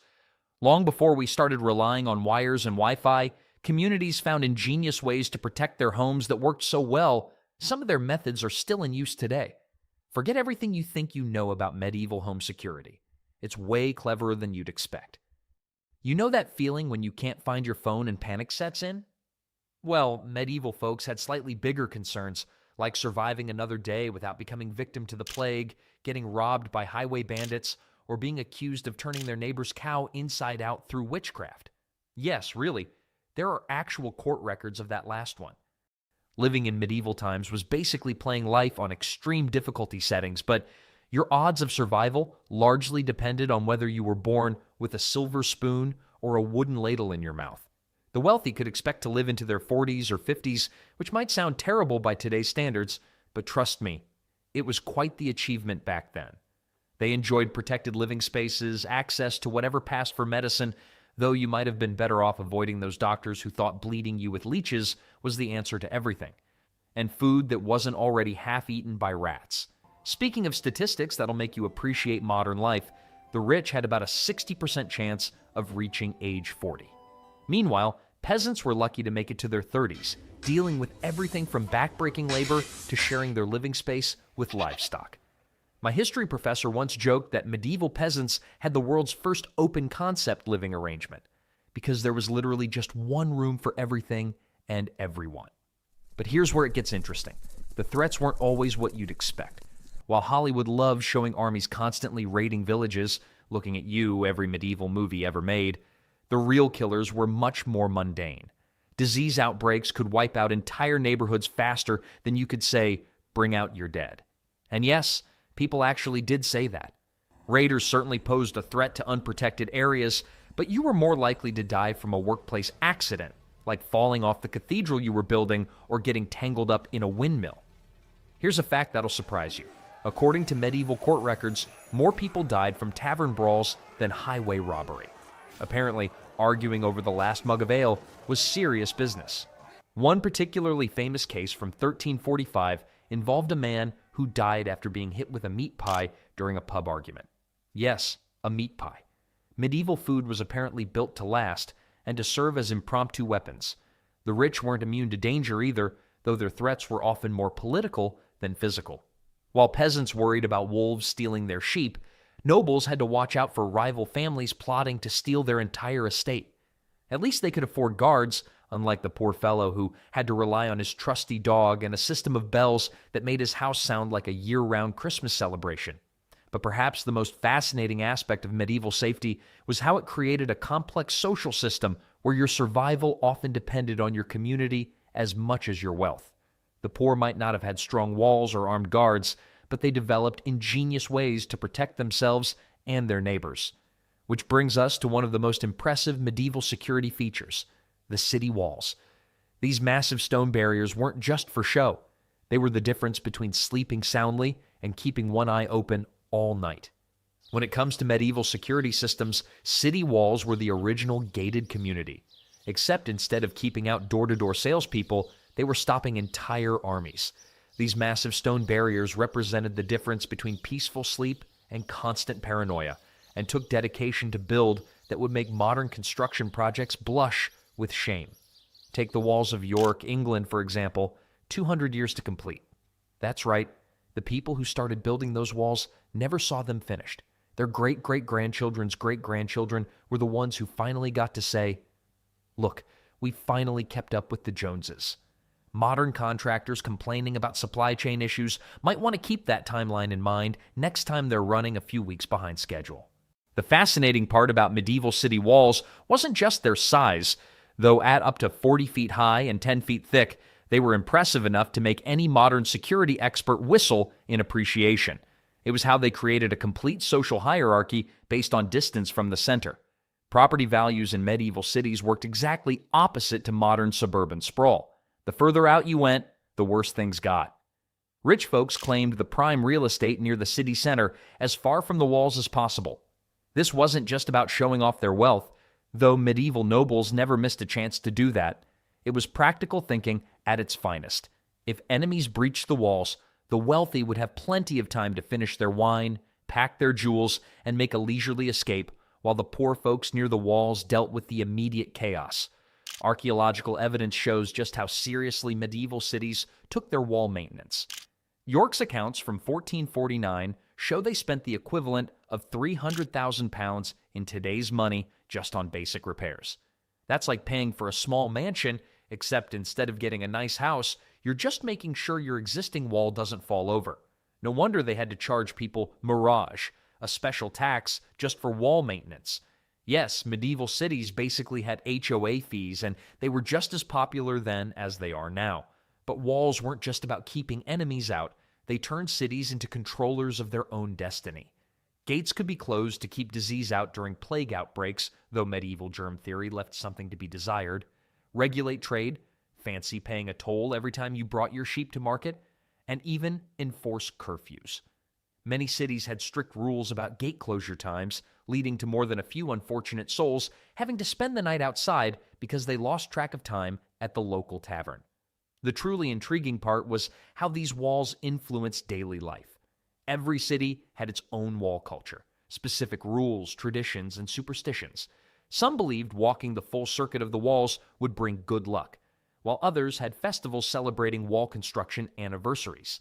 In Chester, it's still technically legal to shoot a Welshman with a bow and arrow from the city walls after midnight, though we strongly recommend not testing that particular medieval law.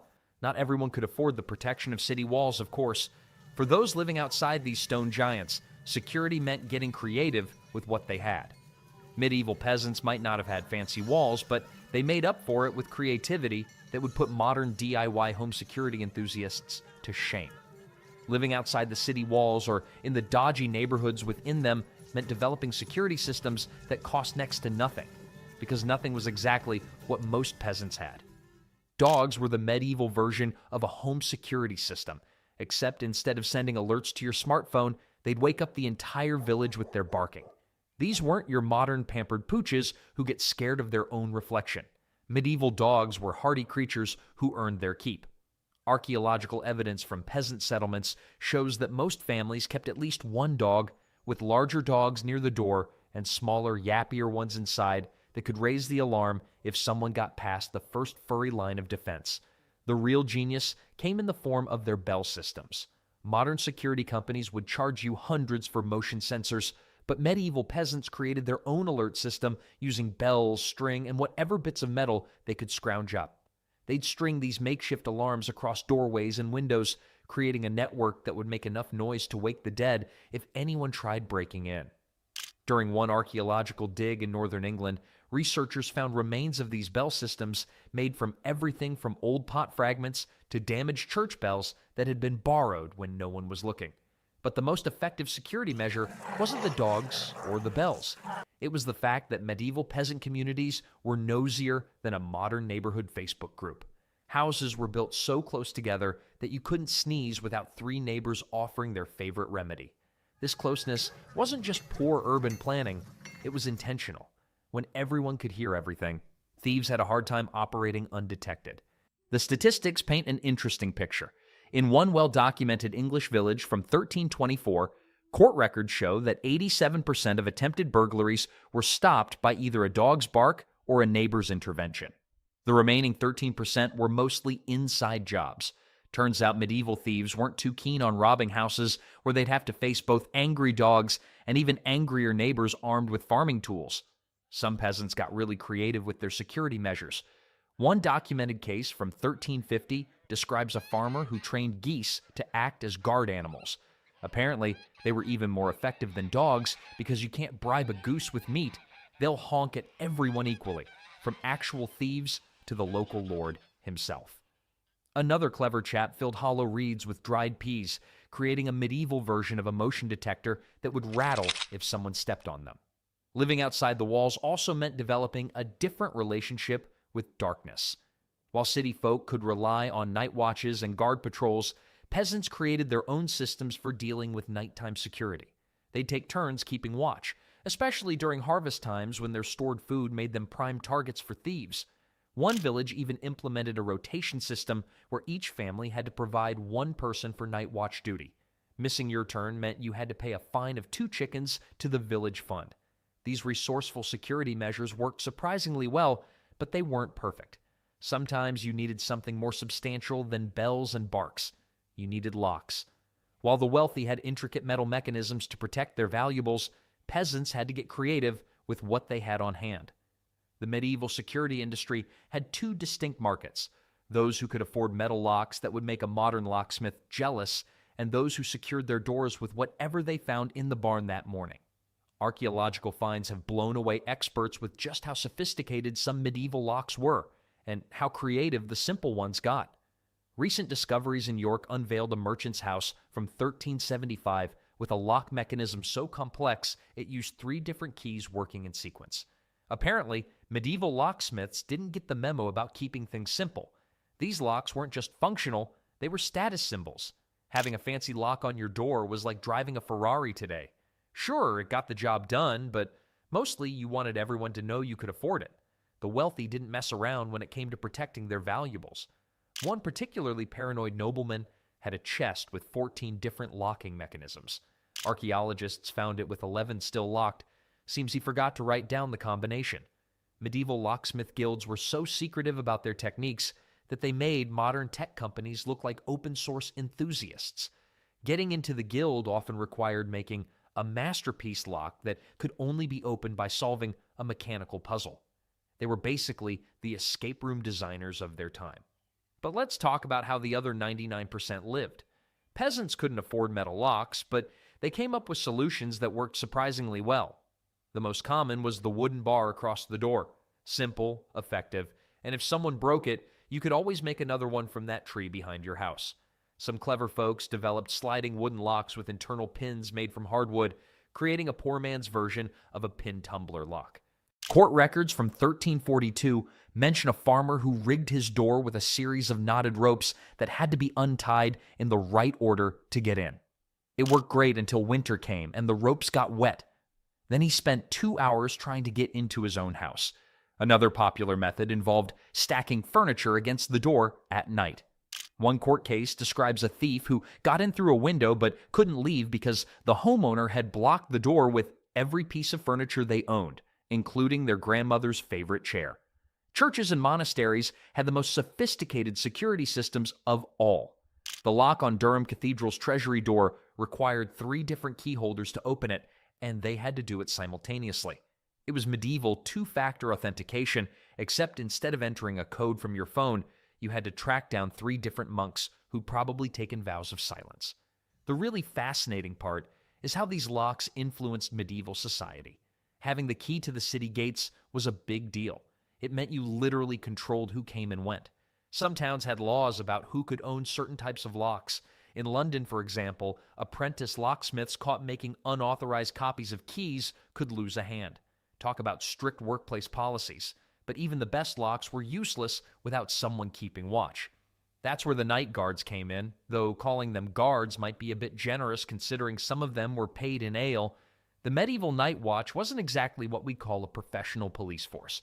These brave or possibly just thirsty souls patrolled the streets after dark, armed with lanterns, wooden clubs, and an impressive tolerance for terrible weather.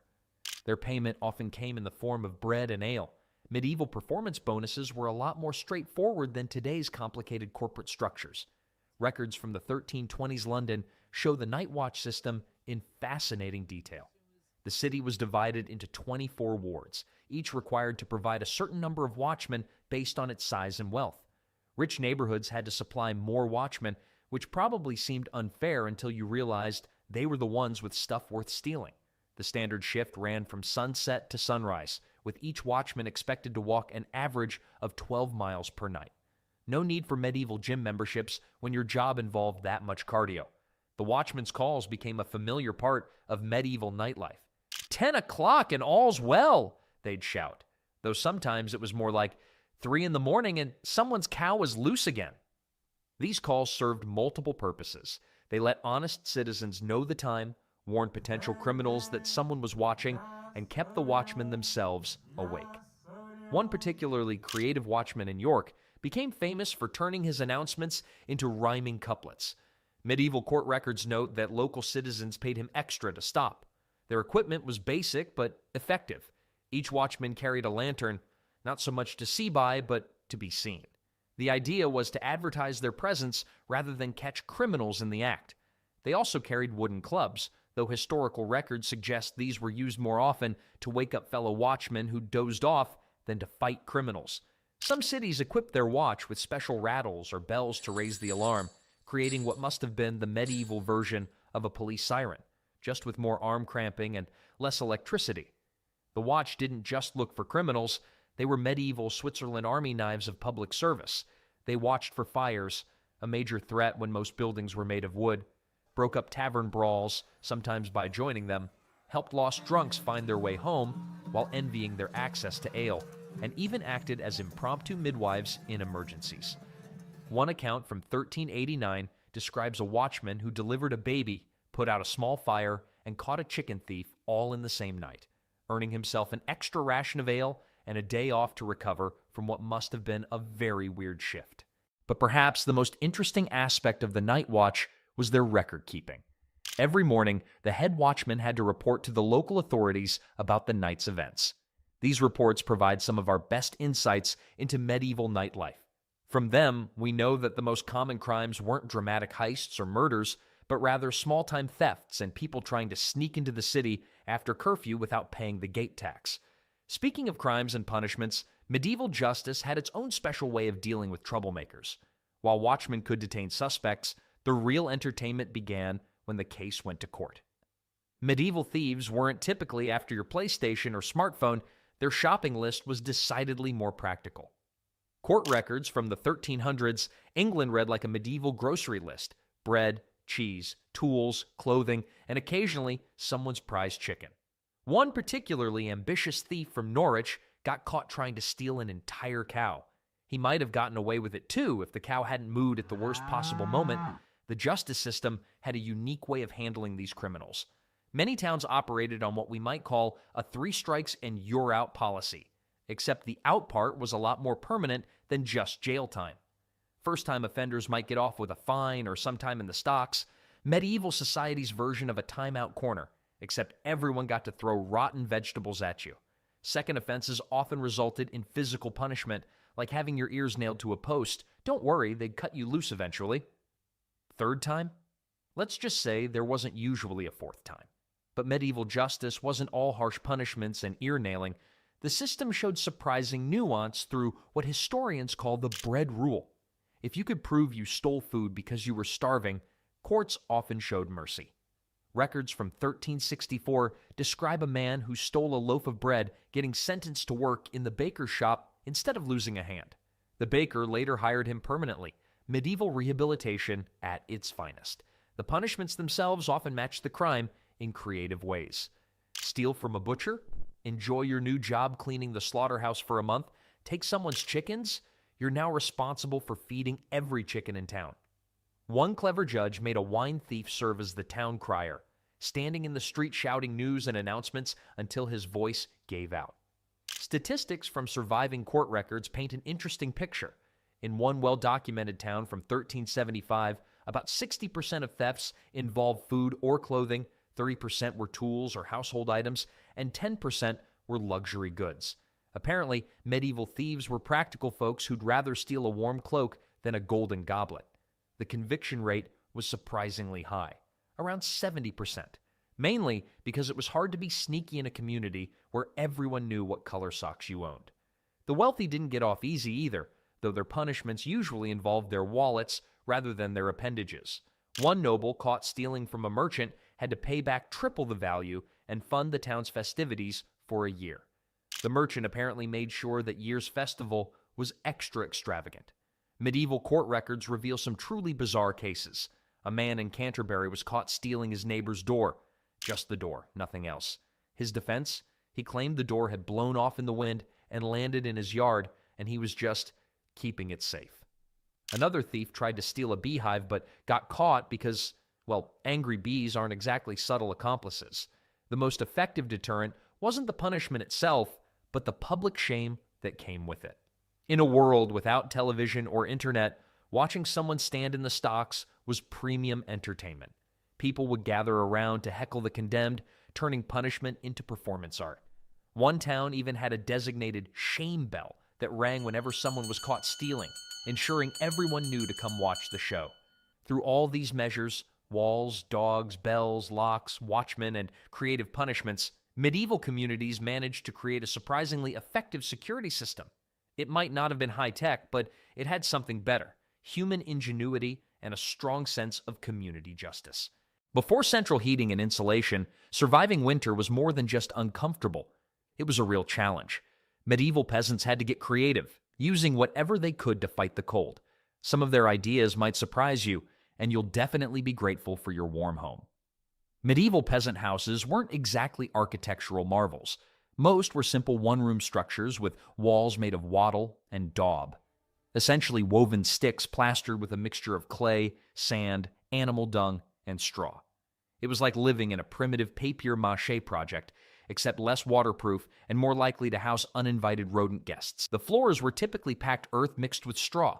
Practical, but not exactly what you'd call cozy by today's standards. This earthen floor would be covered with fresh rushes or straw periodically, creating layers of insulation against the cold ground. The decomposing bottom layers actually generated small amounts of heat as they broke down, providing a subtle warmth from below. Think of it as nature's underfloor heating system, with the added bonus of interesting smells and the occasional beetle surprise. These homes usually featured just one main room where the entire family lived, worked, ate, and slept.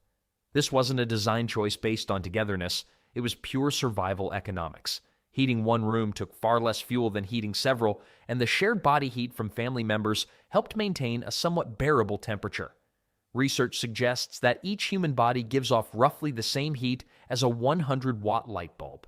In a small space with 5 or 6 people, that's equal to a modest space heater. The roofs were typically thatched with straw, reeds, or heather, which provided surprisingly effective insulation. A well-made thatch roof could be up to 3 feet thick, creating an excellent barrier against cold air. These roofs were so effective that some studies of reconstructed medieval buildings show they retained up to 30% more heat than modern tiled roofs without proper insulation. Windows were either tiny or non-existent in most peasant homes. When they did exist, they were often covered with oiled parchment or cloth rather than glass, which was far too expensive for common folk. These small openings minimized heat loss while still providing minimal ventilation and a hint of light. It's like they invented the concept of mood lighting centuries before romantic restaurants made it popular. Doors were another weak point for heat retention, so they were kept small and sometimes covered with heavy fabric curtains to block drafts. Some clever peasants even built small entryways or wind lobbies that created an airlock of sorts, preventing gusts of freezing air from directly entering the main living space. Perhaps most importantly, medieval homes weren't just for humans. Livestock often shared the living space, especially in the coldest months. Cows, goats, pigs, and chickens would be brought inside, adding their body heat to the mix. A single cow can generate as much heat as a small wood stove, making them valuable winter housemates despite their less appealing qualities. Nothing says cozy winter evening quite like sharing your bedroom with a flatulent cow. With all these elements combined, the house itself served as the first line of defense against winter's bite. But keeping warm required more than just 4 walls and a roof. The heart of every medieval home was, quite literally, the hearth. Unlike our modern fireplaces tucked neatly against a wall with efficient chimneys, the medieval hearth was typically placed right in the center of the single-room dwelling. This central placement wasn't an aesthetic choice, it was a practical one. Heat radiates in all directions, so a centrally located fire warmed the entire space more evenly. What might surprise you is that early medieval homes often didn't have chimneys at all. Instead, smoke from the fire would fill the upper portion of the room before eventually finding its way out through a hole in the roof called a smoke hole or louvre. The medieval version of air purification was basically hope the smoke finds the exit before your lungs give out. No wonder smoky eye was the only makeup look available. This smoky environment, while uncomfortable by modern standards, served several unexpected purposes. The smoke actually helped preserve the structural integrity of the thatch roof by deterring insects and rodents. It also created a natural food preservation system.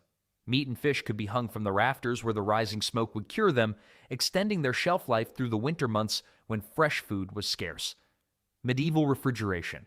Just hang your bacon where the smoke is thickest and hope your dinner guests don't mind the hint of chimney flavor.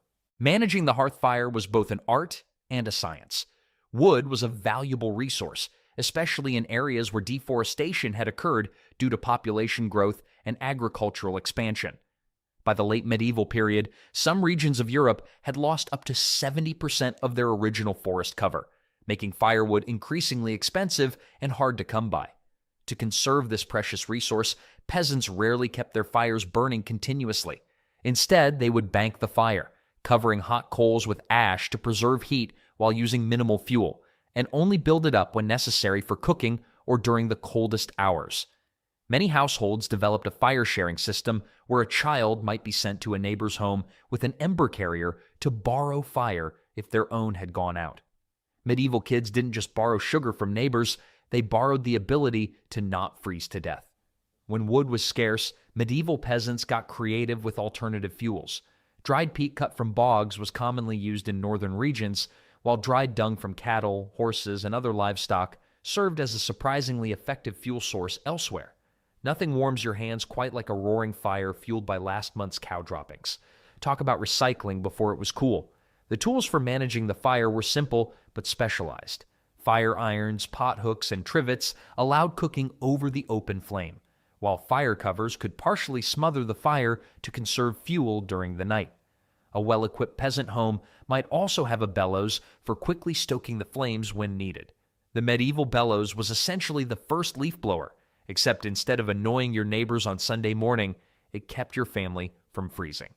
Fire safety was a serious concern, especially given the flammable nature of thatch roofs and wooden structures. Most settlements had strict regulations about when fires could be lit and when they had to be extinguished. The evening curfew in many medieval towns, signaled by the ringing of a bell, originated partly as a fire safety measure, requiring all fires to be covered or extinguished for the night. Despite these precautions, fires were the greatest disaster that could befall a medieval community. Many towns burned to the ground multiple times throughout their history. London experienced major fires in 1133, 1212, and of course the Great Fire of 1666, which destroyed over 13,000 homes. Medieval fire departments consisted mainly of people forming bucket chains and yelling, "Not again!" The hearth provided more than just physical warmth. It was the social center of the home where families gathered, meals were prepared, and stories were told on long winter nights. But when the fire died down and the bitter cold of night set in, medieval peasants needed additional strategies to stay warm. The wardrobe of a typical medieval peasant bore little resemblance to our modern concept of fashion, prioritizing function over form in every possible way. Wool reigned supreme as the most important material for winter clothing. Sheep were widespread throughout medieval Europe, making wool relatively accessible even to the poorest members of society. Wool's natural properties made it ideal for cold weather. It retains heat even when wet and creates pockets of warm air when layered. Medieval wool was typically coarser and heavier than modern varieties, providing exceptional insulation at the cost of comfort. Scratchy sweaters from your grandma have nothing on medieval wool garments. They were essentially wearable hedgehogs that doubled as anti-cuddling devices. Contrary to popular belief, peasants didn't just wear a single ragged garment. Layering was understood as essential for survival. A typical winter outfit for a man might include linen undergarments, wool leggings, a wool tunic, a heavier overtunic, and a cloak. Women would wear similar layers with linen shifts under wool dresses, often with additional petticoats and aprons adding valuable insulation. The linen undergarments served a crucial purpose beyond modesty. They created an inner layer that absorbed sweat while providing a barrier between rough wool and sensitive skin. This layering system created multiple pockets of trapped air, much like modern thermal clothing.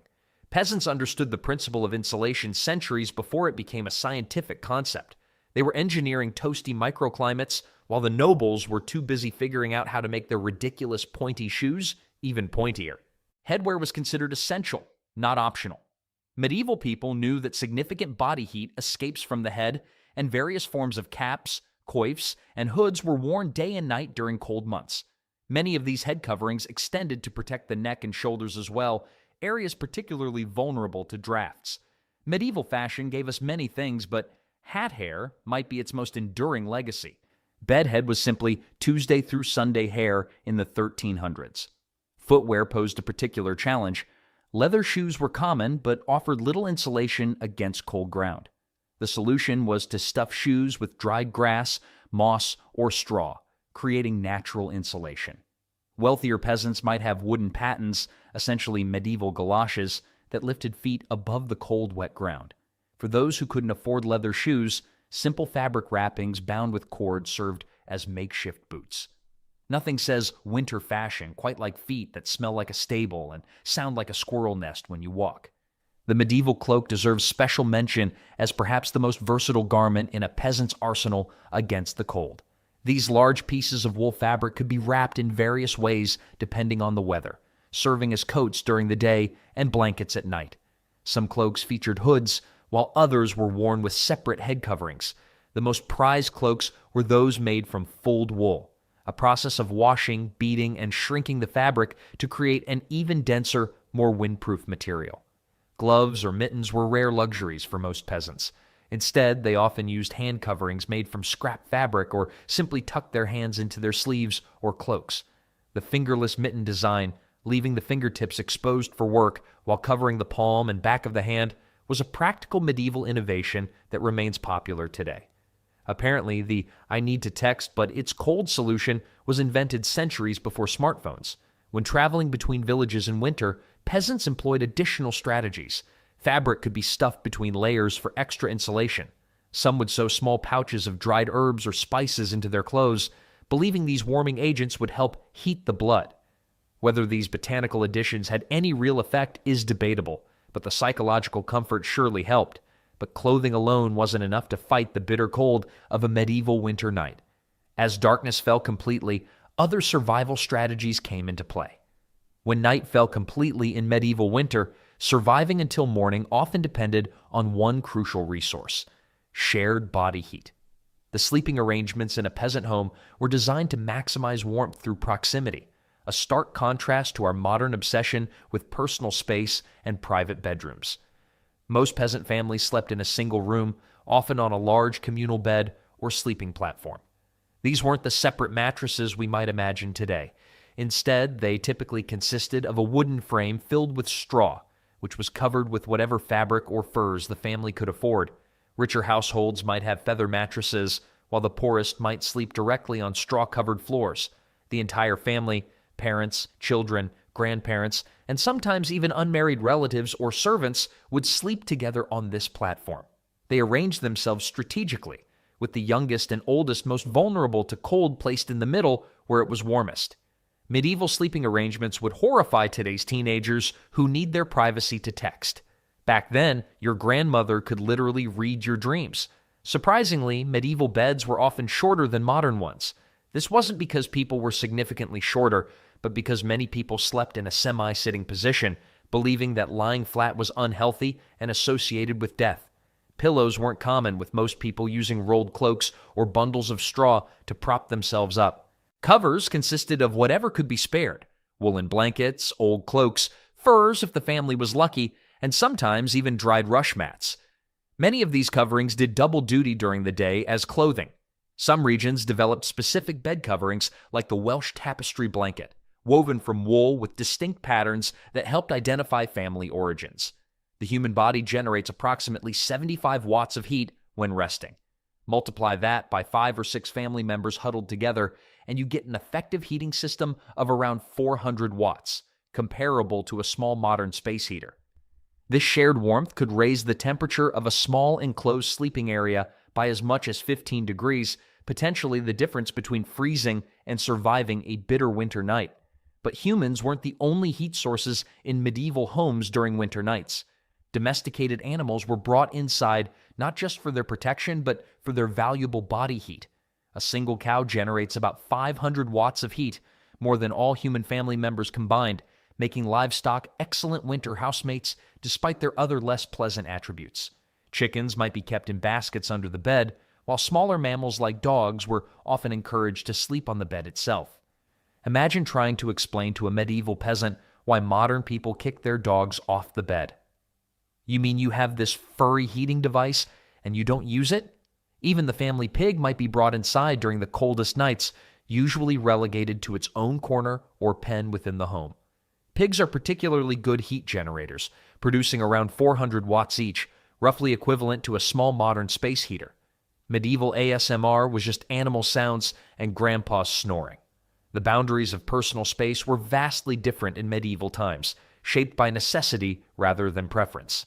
Privacy, as we understand it today, simply wasn't an option when survival depended on shared warmth.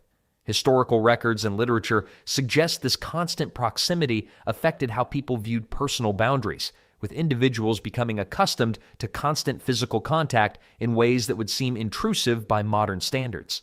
Villages sometimes established communal warming houses where those without families could gather during the coldest nights. These spaces would be maintained by the community, with everyone contributing fuel or labor.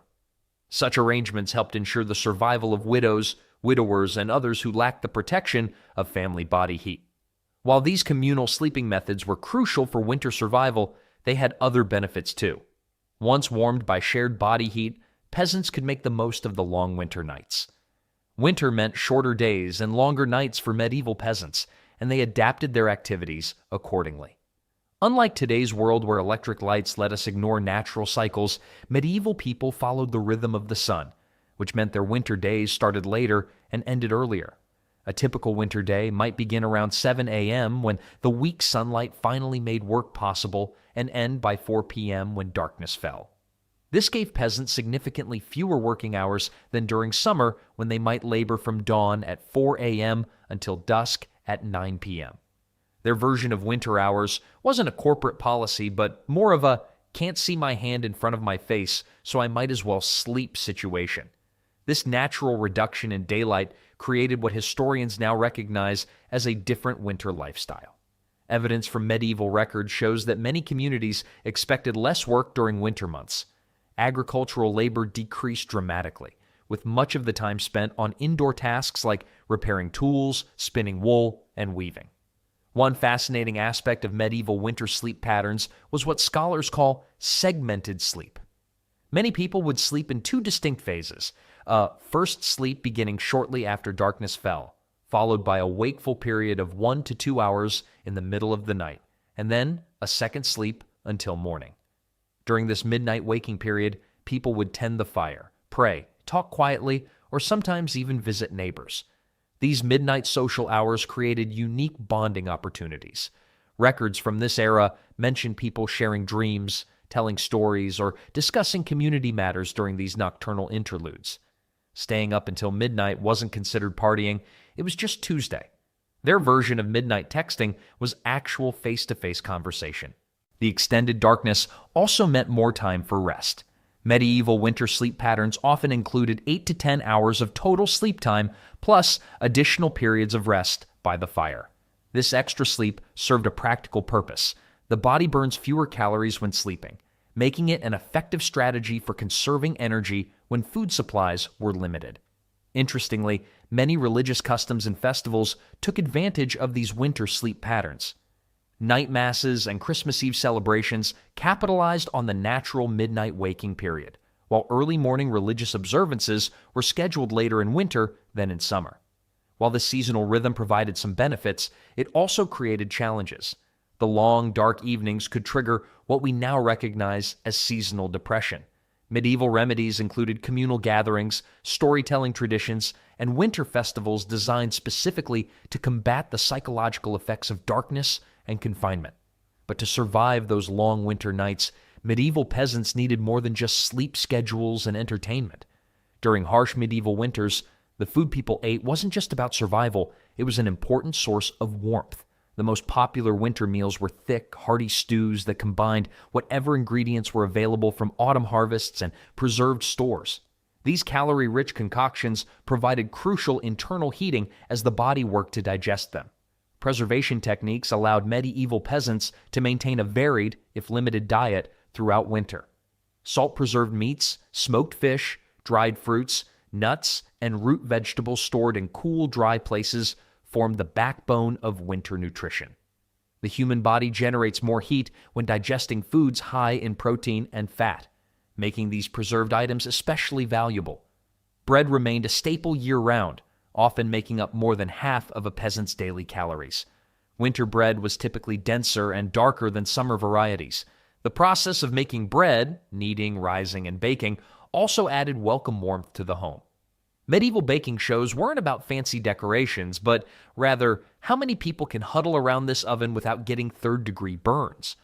Spices played a surprising role in medieval winter comfort, at least for those who could afford them. Pepper, ginger, cinnamon, and cloves were believed to heat the blood and warm the body from within. The medieval belief that garlic and onions provided internal heat turns out to have some basis in fact, as these foods can slightly increase metabolism. Creative warming methods involved more than just eating. Hot stones from the fire would be wrapped in cloth and placed at the foot of beds, or sometimes in pockets for portable warmth. In some regions, people filled fabric pouches with heated grain, creating the world's first hot water bottles without the water. Nothing says, "I love you" in medieval times like a pouch of scorching hot barley shoved under your feet at bedtime. Drinks were particularly important in the winter survival toolkit. Hot ales infused with honey and spices were popular winter warmers, creating a glowing feeling in the stomach that temporarily counteracted the chill. For special occasions or particularly bitter cold spells, communities might pool resources for feasting. These communal meals served multiple purposes, sharing limited resources, generating social heat through crowded gathering spaces, and boosting morale during the darkest part of the year. Records from medieval villages show increases in community gatherings during the coldest months, suggesting this was a deliberate survival strategy. One unique medieval approach to staying warm involved changing eating schedules during winter. With less daylight for work, peasants would typically eat their largest meal earlier in the day, allowing their bodies to generate digestive heat during the coldest hours rather than while sleeping. Medieval dietitians weren't worried about eating after 6 p.m. making you gain weight. They were worried about wasting precious food warm while unconscious. The ritual of gathering around a steaming pot after a day of freezing work provided emotional comfort that was just as important as the physical warmth. Winter meals were typically served in wooden bowls, which retained heat better than metal or ceramic, allowing people to warm their hands while eating. These many methods of warming from the inside out complemented all the external warming techniques, creating a comprehensive survival system that got medieval people through winter after winter. And through it all, they also found ways to adapt their daily routines to the season's unique challenges. Kings did not just use force to stay in power. They had tricks to keep people loyal, afraid, and too busy to fight back. By controlling what people believed, feared, and focused on, rulers made sure no one questioned who was really in charge, and most never did. In medieval villages, questioning the king's authority was met with immediate backlash. A peasant who wondered why one man ruled over all might receive a swift strike from a priest's staff, a clear reminder that such thoughts were considered blasphemous and a challenge to the divine order. This interaction captured the essence of how medieval kings controlled their populations. The ruler wasn't merely a person wearing elaborate clothing and a crown. He was supposedly chosen by God himself to lead. Throughout the Middle Ages, monarchs built their entire power structure around the divine right concept. This clever manipulation transformed ordinary men into untouchable rulers whose decisions couldn't be questioned without challenging divine will itself. Kings reinforced their authority by claiming divine selection, a notion eagerly supported by church officials. Disobedience wasn't just defying the throne, it was defying the heavens. This belief served as the ultimate protection against rebellion, ensuring that peasants who considered uprising feared not only punishment on earth, but also eternal damnation. What made this trick so effective was its brilliant simplicity. Medieval peasants, deeply religious and largely uneducated, had no way to verify these divine claims. The church, which controlled access to salvation, reinforced these royal assertions at every Sunday sermon. Some particularly crafty kings took the divine charade even further by staging miracles to prove their heavenly selection. One monarch allowed peasants to touch his royal garments, convincing them his clothes had healing powers. During coronation ceremonies, birds might be secretly released at the perfect moment, making it appear that heaven itself was celebrating the new ruler. This manipulation went beyond mere theater. Kings used their divine appointment to justify military campaigns that sent thousands to their deaths and harsh punishments for minor offenses. After all, how could God's chosen representative ever be wrong? What's truly fascinating is how long this trick worked. For nearly 1,000 years, generations of Europeans lived and died, never questioning this basic assumption about their kings. The divine right doctrine remained a cornerstone of European monarchy until the Enlightenment finally challenged it centuries later. One peasant reportedly spent 3 months in a dungeon, suggesting that perhaps God is too busy to care who sits on our throne. When released, he spent years performing extra religious duties to cleanse his sinful thoughts. The true genius of the divine right hoax wasn't just keeping peasants obedient, it turned the oppressed into defenders of their own subjugation. Peasants would silence criticism against the crown, fearing divine punishment if they didn't. Some even reported neighbors for speaking against the monarch, believing they performed a sacred duty. The divine right trick extended well beyond basic governance. Court ceremonies were designed to reinforce the king's special status. The monarch might eat alone while others watched, suggesting even his meals were sacred affairs. Royal bedchambers were treated as holy spaces with elaborate rituals for waking the king that mimicked religious ceremonies. One ruler insisted his feet never touch bare ground, as his body was too sacred for common dirt. Servants carried special cloths to place under his steps whenever he walked outside the castle. Another demanded that subjects avert their eyes when he passed, claiming his divine glow might blind ordinary people. Medieval kings essentially ran history's most successful public relations campaign, convincing millions they had God on speed dial. The manipulation ran even deeper in rural areas, where literacy rates were practically zero. Kings dispatched royal messengers to spread stories of divine visions supporting the monarchy. These tales described angels appearing to common folk, warning of eternal damnation for anyone questioning royal authority. During times of natural disaster, kings skillfully redirected blame.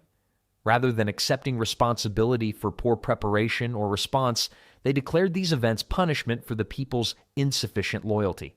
This twisted logic meant every hardship actually strengthened royal power rather than weakening it. Some monarchs went so far as to claim they could control the weather, taking credit for sunny days while blaming storms on peasant disobedience.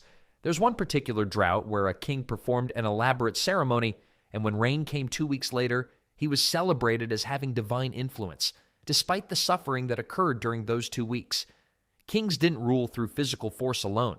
They controlled the minds of their subjects by manipulating their deepest fears and most sacred beliefs.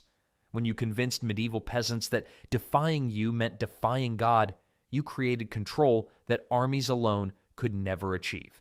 But keeping subjects spiritually terrified wasn't the only trick medieval monarchs employed. When divine threats didn't produce enough obedience, rulers discovered that earthly fears worked just as effectively. Dawn breaks over a sleepy medieval town. Before the roosters finish their morning call, the royal crier appears, frantically ringing his bell in the town square. His face shows pure terror as he unfurls a scroll bearing the king's seal. "Hear ye! Hear ye! By decree of the king, our scouts have spotted barbarian forces approaching from the east. All able men must contribute to strengthen our defenses. The king requires additional resources to protect us all." The townspeople exchange worried glances. Again, this marks the third imminent attack this year, yet no barbarians have ever materialized. Still, fear spreads quickly through the crowd as mothers clutch their children and merchants hurry to secure their goods. Medieval kings mastered this second manipulative trick, manufacturing fear of outside threats to maintain control over their populations. Whether it was Vikings, Mongols, rival kingdoms, or completely fabricated enemies, nothing united people behind a ruler quite like shared terror. What made this tactic particularly effective was how difficult it was to verify these claims. The average medieval peasant never traveled more than 10 miles from their birthplace throughout their entire life. Their knowledge of the world beyond their village came exclusively from authorities they were conditioned to trust. If the king's messenger claimed barbarians waited just beyond the horizon, who could prove otherwise? The fear tactic served multiple purposes. First, it justified increased resource extraction from an already impoverished population. Towns would surrender food reserves, building materials, and precious metals to fund defenses against enemies that often existed only in royal proclamations. There's one ruler who warned of an invasion force sailing from across the sea. The emergency defense tax collected enough resources to build 3 new castles, all conveniently located on royal lands, far from any coastline actually vulnerable to attack. When the invasion never materialized, the king simply claimed his military preparations had successfully deterred the enemy. These convenient royal victories against invisible enemies might be history's earliest example of solving problems that never actually existed. Second, manufactured fear distracts from domestic problems. When harvests failed or disease spread through villages, rulers would rather blame foreign saboteurs than address their own governance failures. By redirecting anger toward outsiders, kings prevented peasants from questioning those truly responsible for their suffering. Archaeological evidence from medieval settlements reveals fascinating insights into this manipulation. Town walls often faced unnecessary expansion and reinforcement during periods when historical records show no actual military threats existed. These construction projects served primarily as visible symbols of the supposed danger lurking beyond, and as public works projects that kept the population busy and focused on external threats rather than internal grievances. The fear tactic worked because it tapped into the basic human need for protection. Medieval life carried enough real dangers without imaginary ones: disease, famine, harsh winters. Kings positioned themselves as the only barrier between their subjects and certain doom, making obedience seem not just necessary, but desirable. Medieval rulers became experts at defending their kingdoms against enemy armies that conveniently never seemed to arrive. Most effective was how this trick created self-perpetuating loyalty. The more a population feared outside threats, the more they depended on their ruler for safety, regardless of whether the danger was real. Medieval chronicles describe entire villages performing gratitude ceremonies for kings who protected them from invasions that never occurred. One fascinating account from a medieval monk describes how a rural community spent 15 years building elaborate defenses against a supposedly savage tribe from the mountains. The defensive fortifications were never tested because the tribe didn't exist, yet the community celebrated their king annually for keeping them safe from this imaginary threat. Researchers estimate that as much as 20% of medieval castle construction served no practical defensive purpose, instead functioning primarily as visible symbols of threat and protection. These unnecessary fortifications consumed enormous resources that could have improved living conditions for common people. While divine authority convinced medieval people that questioning the king was blasphemy, manufactured fear made them believe loyalty to the crown was their only path to survival. Together, these two tricks created subjects who were both spiritually and physically dependent on their rulers. But kings understood that constant terror would eventually wear thin. Sometimes a different approach was needed. Kings understood something very important about their people. A well-fed, entertained peasant was less likely to pick up a pitchfork and start asking questions. When life was nothing but backbreaking labor, heavy taxes, and the occasional famine, people needed something to distract them. And that is where festivals came in. At first glance, these celebrations seemed like generous gifts from the crown. Days filled with feasts, music, and games, a break from the grinding misery of daily life.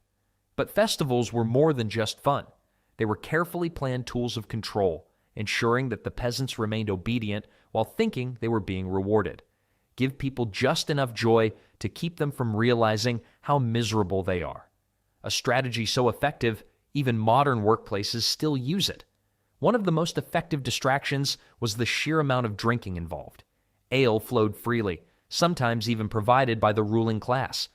Peasants drank until their problems felt far away, conveniently forgetting that those problems would still be waiting when the festival ended. It was a simple formula. Taxes took their money, festivals took their sobriety, and by the time they recovered, they were too exhausted to rebel.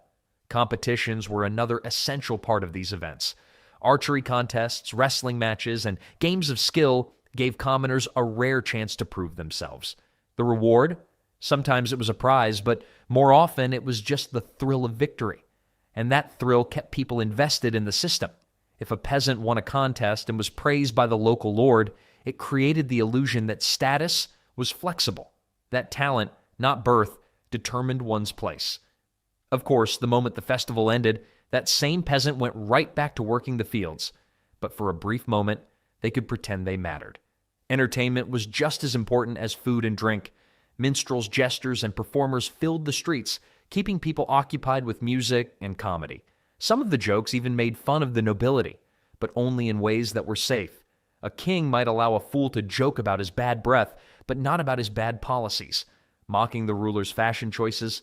Hilarious. Mocking his tax policies? Treason. Then there were the tournaments. While peasants enjoyed their drinking contests and simple games, knights clashed in grand battles, putting on a spectacular show.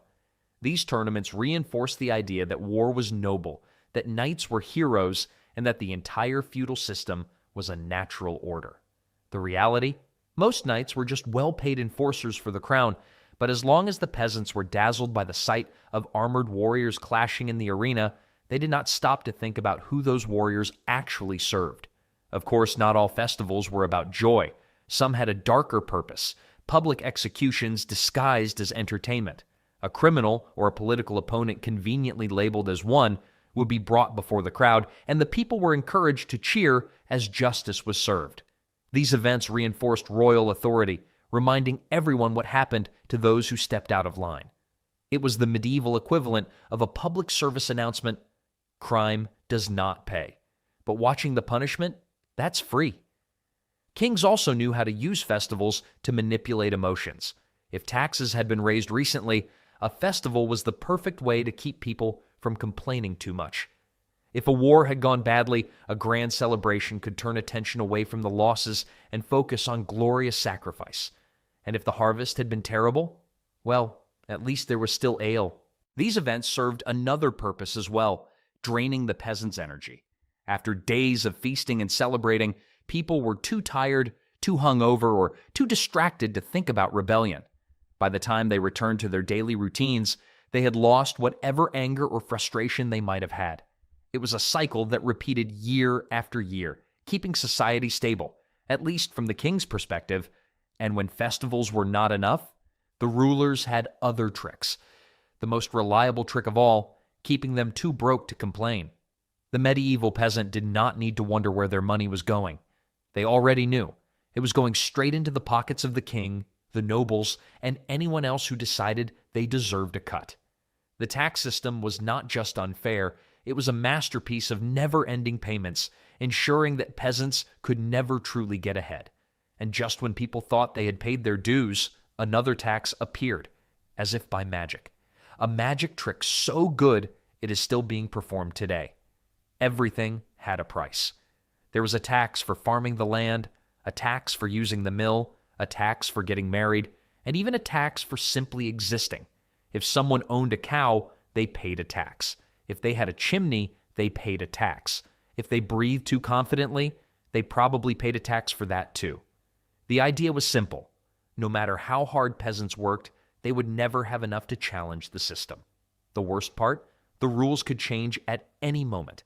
A peasant might scrape together just enough to survive, only to wake up and find that a new tax had been invented overnight.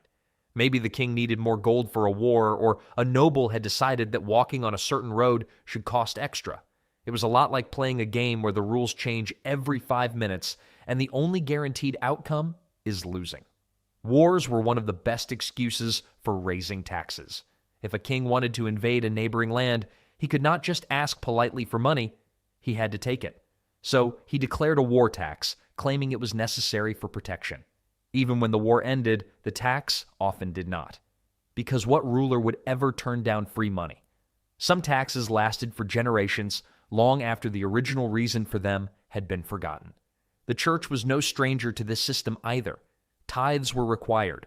1/10 of a peasant's earnings went straight to the church. In theory, this money helped the poor, but in reality, much of it ended up funding massive cathedrals and ensuring that church leaders lived comfortably. It was a perfect setup. Pay now and maybe receive blessings later. Maybe, but if a peasant somehow managed to avoid these taxes, that was considered a crime. Tax evasion was not just frowned upon, it could mean severe punishment. Lords sent tax collectors to enforce payments, and those who could not pay faced brutal consequences. If they were lucky, they only lost their livestock. If they were unlucky, they lost their freedom. Debt in medieval times was not a financial inconvenience. It was a direct path to becoming a servant for life. And for those who thought they could avoid the system by hiding their earnings, there were always informants. Some rulers encouraged people to report their neighbors for tax evasion in exchange for rewards. This meant that peasants could not even trust each other, as anyone could be tempted to turn them in. There is nothing like forced betrayal to keep a population too busy watching each other to unite against their real problem. One of the most ridiculous taxes in history was the window tax. In certain places, people were taxed based on the number of windows in their homes. The logic? More windows meant more wealth. The result? People started sealing up their windows to avoid paying. If medieval tax policies had continued, fresh air might have ended up as a luxury. Even after death, the payments did not stop. Some rulers charged inheritance taxes, ensuring that families could not even pass down what little they had without giving a portion to the crown. Dying was not an escape. It was just another taxable event. This system guaranteed that power remained exactly where it was. The nobility lived in luxury, the church maintained its influence, and the peasants continued to struggle. The endless cycle of payments kept people trapped in survival mode, too busy working to ever challenge the system. But money alone was not enough to keep everyone in line. The kings needed another trick. A king could not tax his people into the ground all at once. That would cause problems. A desperate peasant might accept their suffering, but a peasant with nothing left to lose was dangerous. That is why medieval rulers mastered the art of fake generosity, lowering taxes just enough to make people grateful before raising them again when no one was paying attention. A strategy so effective it still works in modern pricing tricks. Raise the cost of something, then lower it slightly and call it a discount. It started with overtaxing. The king declared an emergency, usually a war, a famine, or some vague national crisis, and raised taxes to extreme levels. The people had no choice but to pay. They grumbled, but they paid. Then, when the timing was right, the king made a grand announcement: taxes were being reduced. Suddenly, the same people who had been suffering under heavy taxation were cheering for their ruler. It was a trick that worked every time. Take too much, then give back a little, and people will thank you as if you have done them a favor. This method worked best when people had short memories. A ruler could double taxes, wait until rebellion seemed possible, then mercifully cut them down by half. The peasants, relieved, would accept their situation, forgetting that they were still paying more than they had before. It was like someone stealing 10 coins from you, then returning 3 and expecting you to be grateful for it. The nobility also played this game. Lords would raise the fees peasants owed for using mills, roads, or markets. When the backlash was strong, they would reduce them slightly and act as if they had done a great service. This kept people under control, ensuring that they believed their rulers were fair and reasonable. Meanwhile, the only real change was that the peasants' pockets were still empty, just slightly slower than before. One of the most common times kings used this trick was during wartime. A war tax was introduced, justified by the need to defend the kingdom. People paid because they had no choice. But long after the war ended, the tax remained. Then, years later, the king would finally announce that he was lowering it, presenting himself as a generous leader. Of course, by then the original tax had already made him richer than the war itself ever could. But war was not the only excuse.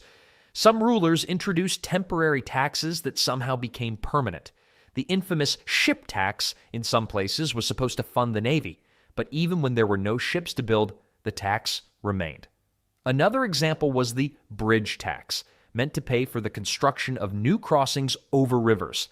Decades after the bridges were built, people were still paying. At that point, they were not funding bridges. They were just funding the king's latest castle. Religious institutions were not above using the same strategy. Churches imposed tithes, claiming they were necessary to support the poor, maintain religious buildings, and serve the people. Then, when complaints grew too loud, they reduced the tithe slightly and preached gratitude. Meanwhile, the wealth of the church only grew, proving that generosity, when properly managed, could be a very profitable business. Some kings even timed their generosity with political moves. When they needed support from their people, they would lower taxes briefly, winning public favor. Once the crisis passed, the taxes quietly returned to their original levels, if not higher. It was an old trick. Be generous when people are watching, and be greedy when they are not. For those who failed to pay, the consequences were always severe. Whether the tax was high or low, skipping payments was treated as a crime. A peasant who could not pay a debt often lost everything, from their land to their freedom. Some were forced into labor, while others had their property seized. A few even ended up imprisoned or worse. For something as simple as failing to hand over enough coins, A person could go from farmer to criminal overnight. This cycle of taxation ensured that power remained firmly in the hands of the ruling class.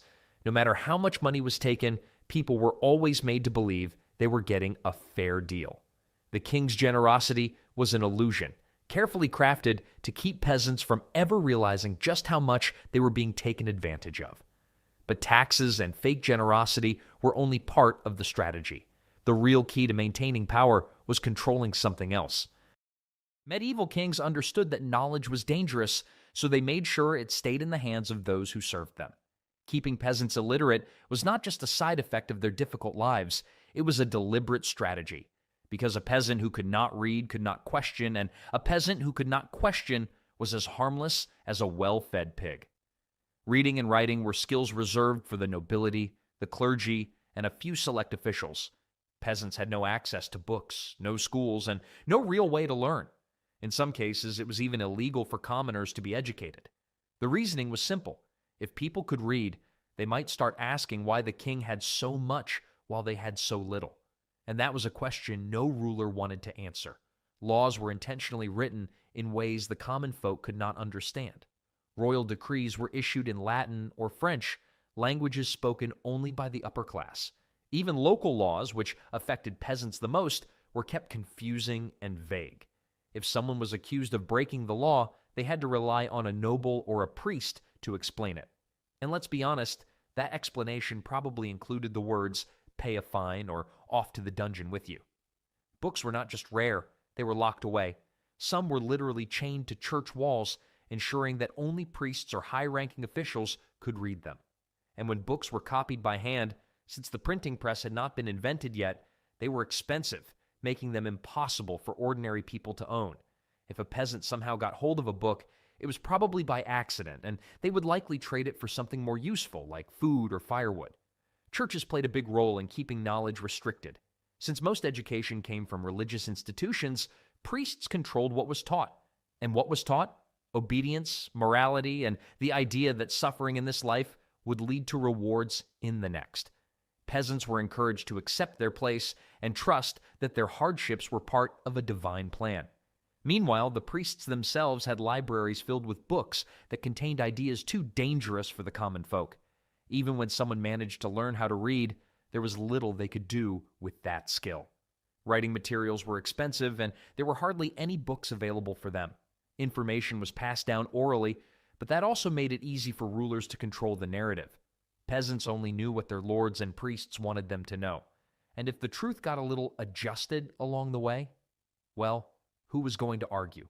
One of the most effective ways to keep people ignorant was by limiting their access to news from other regions. Travel was difficult, and without literacy, people could not read about events in distant lands. If another kingdom overthrew its king or fought back against unfair taxation, that information never reached the villages.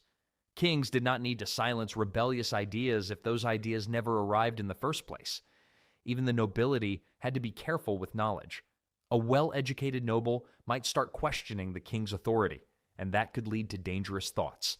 Some rulers restricted education even among the wealthy, ensuring that only the most loyal subjects had access to books and advanced learning.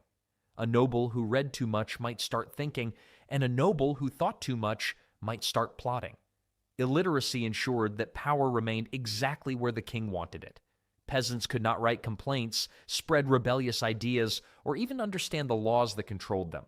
They relied on those in power to interpret everything for them, making it easy to manipulate and deceive them.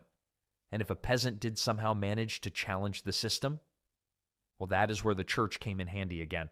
Anyone who questioned authority too much could be accused of heresy, a crime that had no real defense. If the choice was between ignorance and a public burning, most people wisely chose ignorance, but illiteracy alone was not enough. Kings had another trick to keep people under control. Village gatherings in medieval times weren't always festive affairs. Often, they were mandatory oath-taking ceremonies where peasants lined up one by one to swear undying loyalty to their king. The scene would unfold with solemn pageantry, royal banners fluttering in the wind, stern-faced guards watching closely, and nervous peasants shuffling forward to place their hands on religious relics. "Repeat after me," a royal official would command. I swear by all that is holy to serve my king faithfully until death, to obey all commands without question, and to report any treasonous talk I may hear." What made these oath ceremonies particularly manipulative was that most peasants couldn't read or understand the complex legal language being used. They were effectively signing a blank contract with their words. The oaths were deliberately written with vague, open-ended terms that could be interpreted however the king wished at a later date. These medieval kings were essentially getting peasants to sign the world's worst terms of service agreement, except instead of giving away your data, you were giving away your life. Some rural communities underwent mandatory oath renewals as often as 4 times a year. Each ceremony reinforced the king's authority and reminded subjects of their binding promises. Many kings timed these ceremonies to coincide with religious festivals, blending sacred and royal authority in the minds of participants. What made this system truly insidious was the severe punishment for breaking these forced oaths. Medieval law codes treated oath-breaking as one of the most serious crimes possible, worse than theft and sometimes even murder. The reasoning was straightforward. A thief only took property, but an oath-breaker undermined the entire social order. Archaeological evidence from medieval execution sites reveals that a surprising number of people were put to death specifically for oath violations. In one excavated burial ground, researchers found that approximately 25% of executed individuals had been convicted of betraying sworn fealty, making it the second most common capital crime after murder. The penalties for breaking oaths varied by region, but were universally harsh. Common punishments included public execution, often by hanging or beheading exile, which effectively meant a death sentence in a world where strangers were deeply mistrusted, confiscation of all property and lands, imprisonment in the castle, dungeons, mutilation, such as cutting off hands that had been raised during the oath.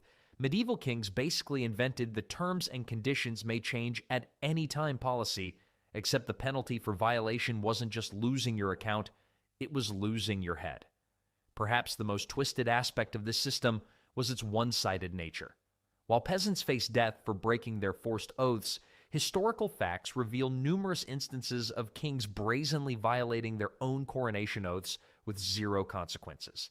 Kings routinely promised to protect their subjects, maintain traditional rights, and rule justly, then proceeded to do exactly the opposite whenever convenient. One particularly revealing medieval court document describes a peasant who was executed for refusing to fight in a war he had technically sworn to support. At his trial, he pointed out that the king had previously sworn not to declare war without just cause and proper consultation. The judge ruled that determining just cause was the king's sole right, and the peasant was hanged the next day. The psychological impact of these forced loyalty schemes was profound. Medieval subjects lived with the constant anxiety that they might accidentally violate some aspect of their oath.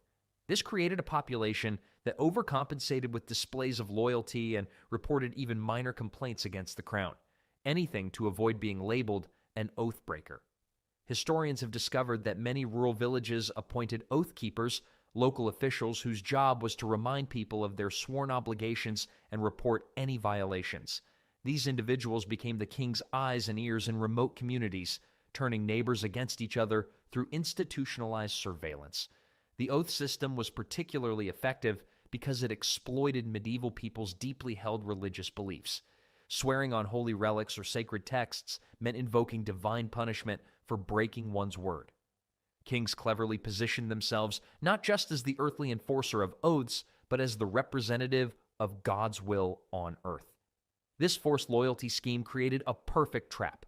Refuse to swear the oath and face immediate punishment, or swear it and live under its constant threat. Either way, the king maintained control over a population bound by words they often didn't fully understand but couldn't escape. But sometimes even the most carefully designed system of control through oaths wasn't enough.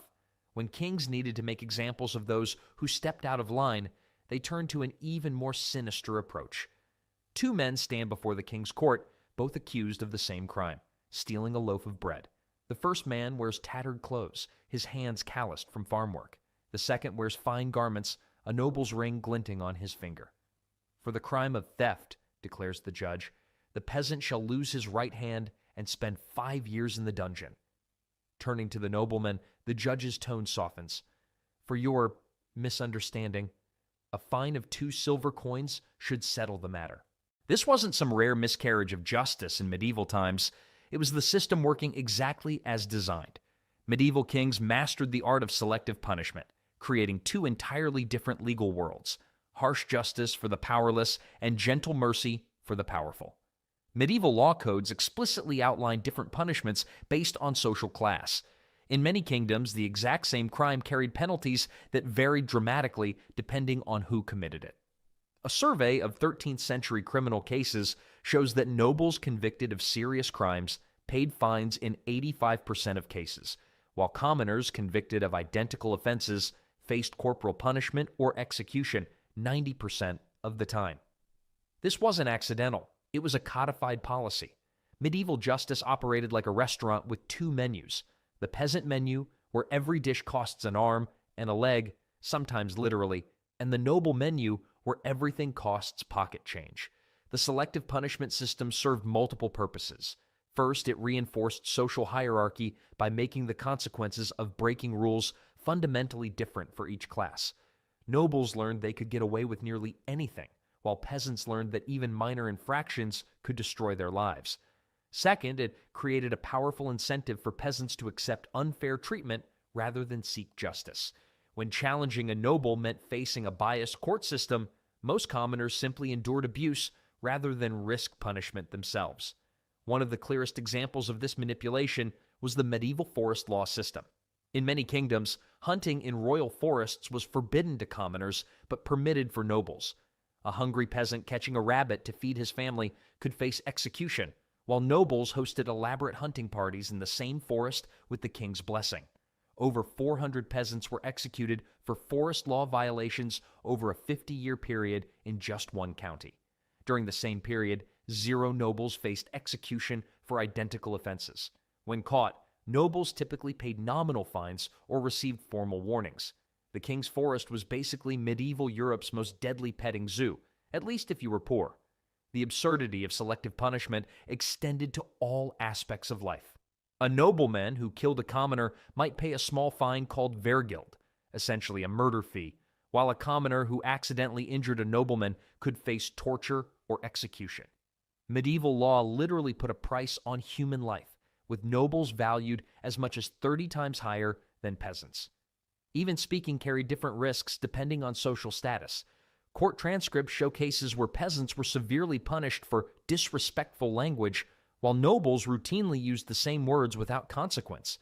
What made the system particularly effective was how openly it operated.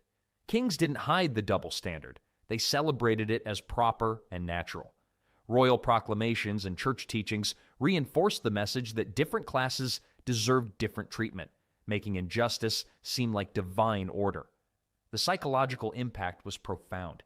Peasants internalized the idea that they deserved harsh punishment, while nobles came to view leniency as their birthright.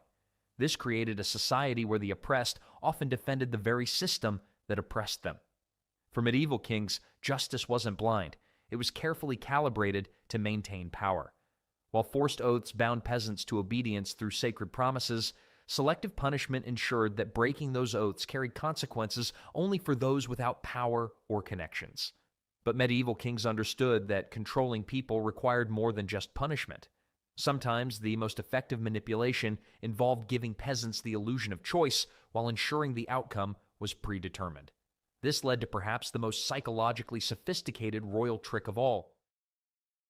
Have you ever felt like your choices aren't really choices at all? Medieval peasants certainly understood that feeling.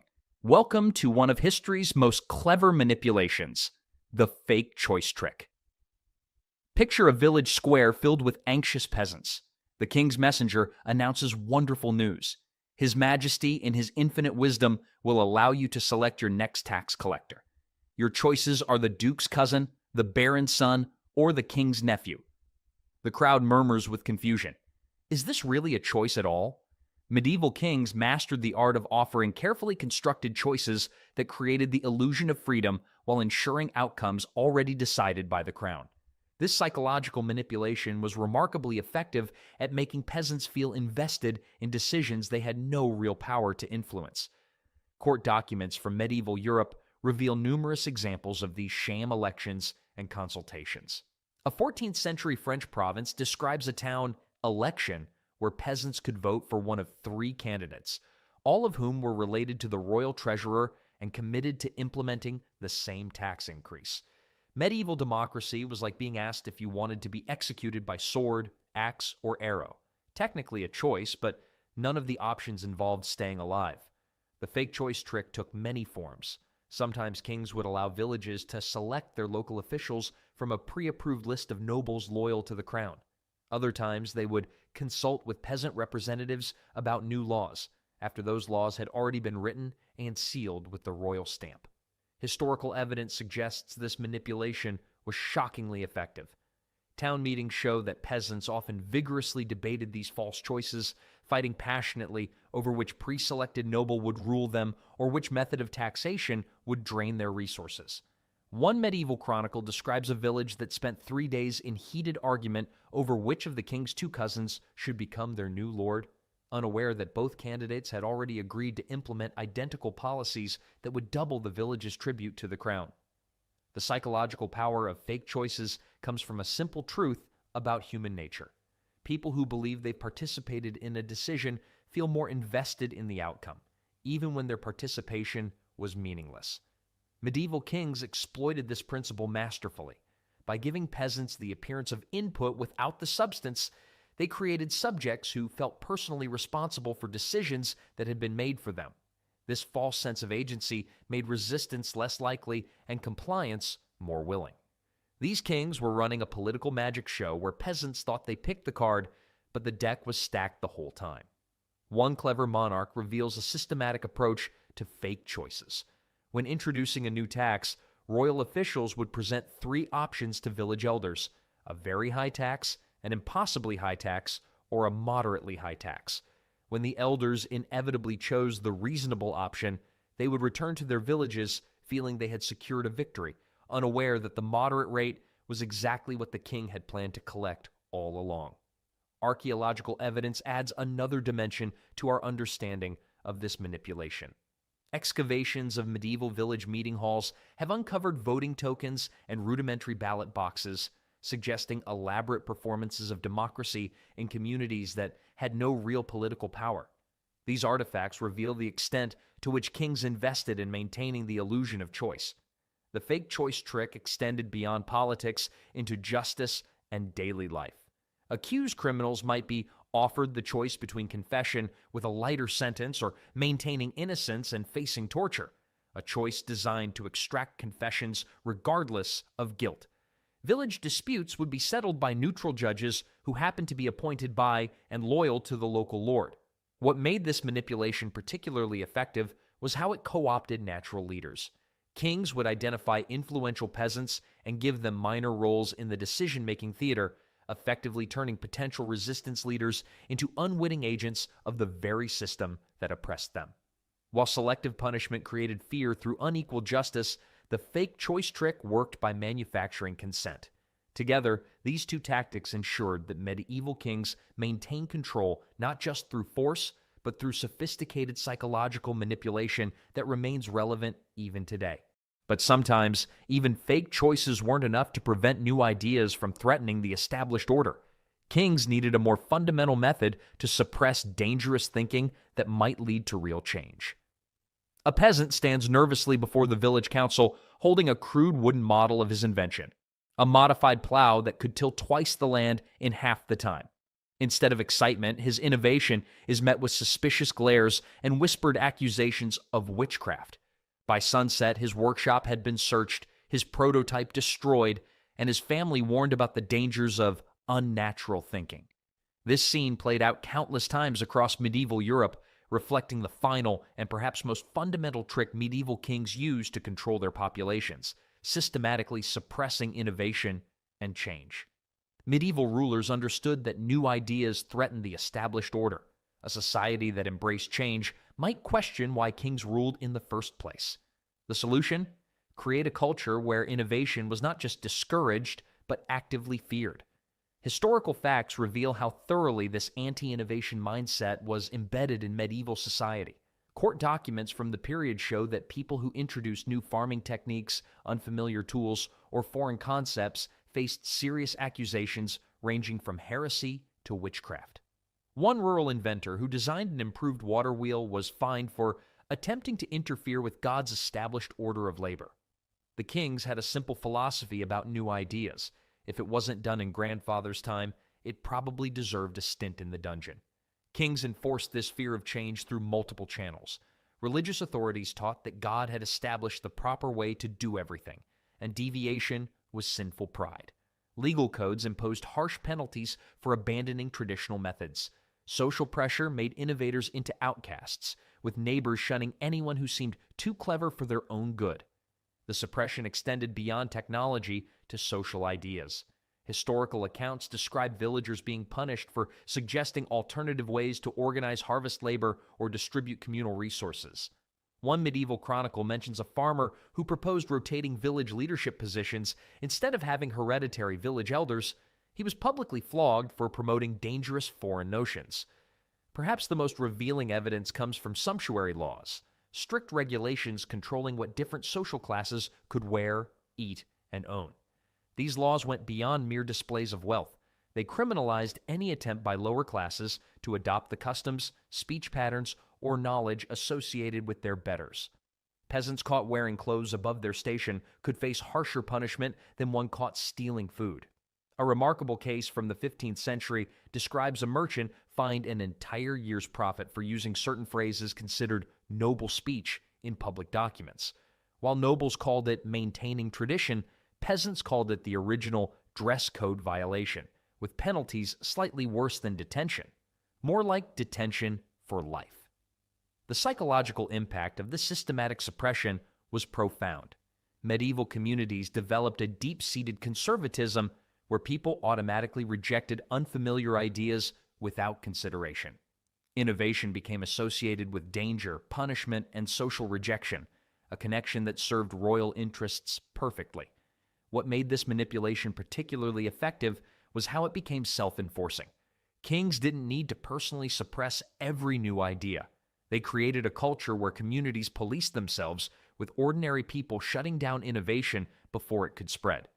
By making change itself the enemy, medieval kings protected their power from the greatest threat of all, the possibility that people might imagine a different way to live. While fake choices controlled present decisions, the fear of change ensured the future would remain safely under royal control. These 10 manipulative tricks created a system of control more durable than any castle wall. They show that medieval kings understood something crucial about power. Controlling what people believe is far more effective than controlling what they do. Let's be real. We lose our minds when the Wi-Fi goes down for 10 minutes. But medieval people, they mastered the art of entertainment without a single screen, streaming service, or social media app. And trust me, they found ways to have more fun than most of us can imagine today. Life in medieval times wasn't exactly packed with Netflix binges or Instagram scrolling. But don't feel too bad for our ancestors. They weren't sitting around twiddling their thumbs. While we stress about weak Wi-Fi signals, medieval people were busy creating their own entertainment. And here's the kicker. Studies show they actually had more free time than we do today. The average medieval worker enjoyed about 150 days off per year between religious festivals, feast days, and regular breaks. Meanwhile, I'm lucky if I remember to take my lunch break. They poured all this free time into activities that brought their communities together, and nothing got people gathering faster than someone saying those magic words, "Let me tell you a story." Stories ruled the medieval entertainment scene like Marvel movies rule our box office today. But instead of special effects and CGI, the pure skill of storytellers who had memorized thousands of verses by heart. The really mind-blowing part? The famous Epic of Beowulf, that story about the hero who fights monsters, was passed down through generations without a single written word. That's 3,182 lines of pure memory power. My phone can barely remember my shopping list. The best storytellers were like medieval celebrities. They'd travel from town to town, bringing news, gossip, and epic tales that would make Game of Thrones look tame. These wandering entertainers, called scops in Anglo-Saxon England, were masters at reading the room. If the crowd seemed bored with dragons, they'd switch to romance. If romance wasn't hitting, they'd throw in a battle scene. And let's be honest, nothing perks up a sleepy audience like a good old-fashioned dragon-slaying romance battle combo. But here's where it gets really interesting. These stories weren't just entertainment. They were also history books, news reports, and moral lessons all rolled into one. A skilled storyteller could keep an audience hanging on every word for hours. Recent research suggests that medieval people had attention spans that would put our modern 8-second goldfish brains to shame. They could listen to the same story multiple times, picking up new details with each telling. The stories often featured sound effects too, not from a fancy surround sound system, but from the storyteller themselves. They'd stomp their feet for thunder, whistle for wind, and sometimes even bring along a small harp or drum for dramatic effect. One famous account describes a storyteller who got so into his performance of a battle scene that he accidentally whacked an audience member with his prop sword. Talk about immersive entertainment. The coolest part? We still tell many of these same stories today, just with different special effects. The tales of King Arthur, medieval blockbuster, Robin Hood, medieval action hero. These stories were such hits that people would gather anywhere to hear them, in great halls, village squares, or around fires on cold nights. And after the story was done, there was only one form of entertainment that could possibly follow. Something that brought these epic tales to life right before their eyes. And that's where the theater comes in. Medieval theater took those epic tales and cranked up the drama to 11. The famous Globe Theatre in London could pack in 3,000 people. That's about the same as a modern movie theater showing all Marvel movies at once. But here's the real kicker. Tickets for standing room cost just 1 penny. That's right, the price of a nail could get you front row access to Shakespeare's latest hits. Though front row meant standing in the mud for 3 hours, often in the rain, since most theaters didn't have roofs. These shows weren't your typical quiet, polite affairs either. The audience would eat, drink, and shout at the actors throughout the performance. They'd throw food when they didn't like a scene, the original Rotten Tomatoes review system, and cheer so loudly during good parts that actors often had to repeat their lines. The rich folks sat in covered galleries with cushions, while everyone else packed into the open yard called the pit. And yes, it often smelled exactly like you'd expect when you crammed hundreds of unwashed people together on a hot summer day. The special effects were absolutely wild. Need a character to fly? They'd strap them to a rope and hope for the best. Blood scenes? They'd hide pig bladders filled with sheep blood under actors' costumes. Need thunder? Someone backstage would roll cannonballs down a wooden trough or bang on a sheet of metal. One play actually burnt down the entire Globe Theatre when a prop cannon misfired and set the thatched roof ablaze. The audience thought it was part of the show until the benches caught fire. The actors had it rough too. Men played all the female roles. Women weren't allowed on stage until 1660, which led to some pretty awkward situations. Young male actors would specialize in female roles until their voices dropped. Then suddenly, Juliet would show up on stage with a beard. Scripts were expensive, so actors only got their own lines plus the last few words of the previous speaker's dialogue. This occasionally led to some interesting improvisation when someone forgot their cue, but as wild as theater could get, it couldn't match the pure adrenaline rush of what happened when knights decided to turn entertainment into a full-contact sport. Which is jousting. But it wasn't just a sport, it was the Super Bowl, Olympics, and WWE all rolled into one. Knights would charge at each other on horseback at speeds of up to 40 miles per hour. That's faster than your average city speed limit, while carrying 14-foot lances and wearing up to 110 pounds of armor. And we complain about carrying our groceries up one flight of stairs. The tournaments were absolutely massive affairs that could last for weeks. The longest recorded tournament in medieval history ran for 40 days straight at Lehem in 1278. That's longer than all modern Olympic Games combined. Towns would completely empty out as everyone, from peasants to kings, flocked to watch these armored daredevils try to knock each other senseless. Getting ready for a joust was like preparing for war, except with more fashion choices. Knights didn't just wear any old armor. They had special tournament armor that was extra thick on the left side, where they were most likely to get hit, and decorated with their personal colors and symbols. Some knights went totally overboard with the bling, adding gold trim and precious stones. One French knight reportedly spent so much on his tournament outfit that he had to mortgage his estate. Talk about taking dress to impress too far. But here's something they don't show you in the movies. Jousting was incredibly dangerous. The impact of a lance hit was equal to a car crash at 25 miles per hour. Knights often ended up with broken bones, concussions, or worse. King Henry II of France actually died in a tournament when a splinter from a broken lance went through his helmet's visor and into his brain. After that, people started thinking maybe this wasn't the safest hobby. The crowd entertainment between jousts was just as wild. Heralds would hype up the knights like modern-day sports announcers, jesters would perform dangerous stunts, and sometimes they'd even have mock battles with hundreds of participants. During one tournament in 1466, they actually flooded an entire field to stage a naval battle with real ships, though apparently nobody thought through how to drain the water afterward, and the field stayed flooded for months. As these knights charged around the tournament grounds, they needed something to get their blood pumping even higher. That's where the musicians came in, playing battle tunes that would make any medieval warrior ready to risk it all. Because the medieval music scene rocked harder than you'd expect. Minus the electric guitars and mosh pits, of course. A traveling band of musicians called minstrels could make a decent living just by going from castle to castle, playing their greatest hits. Some minstrels became so famous that kings would fight over who got to hire them. One particular musician, Adonai Leroy, earned more money in a year than most knights. The instruments they used would make a modern musician scratch their head. The bladder pipe, for example, was exactly what it sounds like. A dried animal bladder attached to pipes. Gross? Maybe. But it made some sweet tunes. Then there was the hurdy-gurdy, which looked like someone had tried to combine a violin with a pencil sharpener. It made such a unique sound that some people thought it could wake the dead. Spoiler alert, it couldn't. Most medieval hit songs were about love, war, or drinking. Some things never change, but they also had some weird ones. There's actually a surviving song about a runaway cow that became super popular across Europe. Nobody knows why.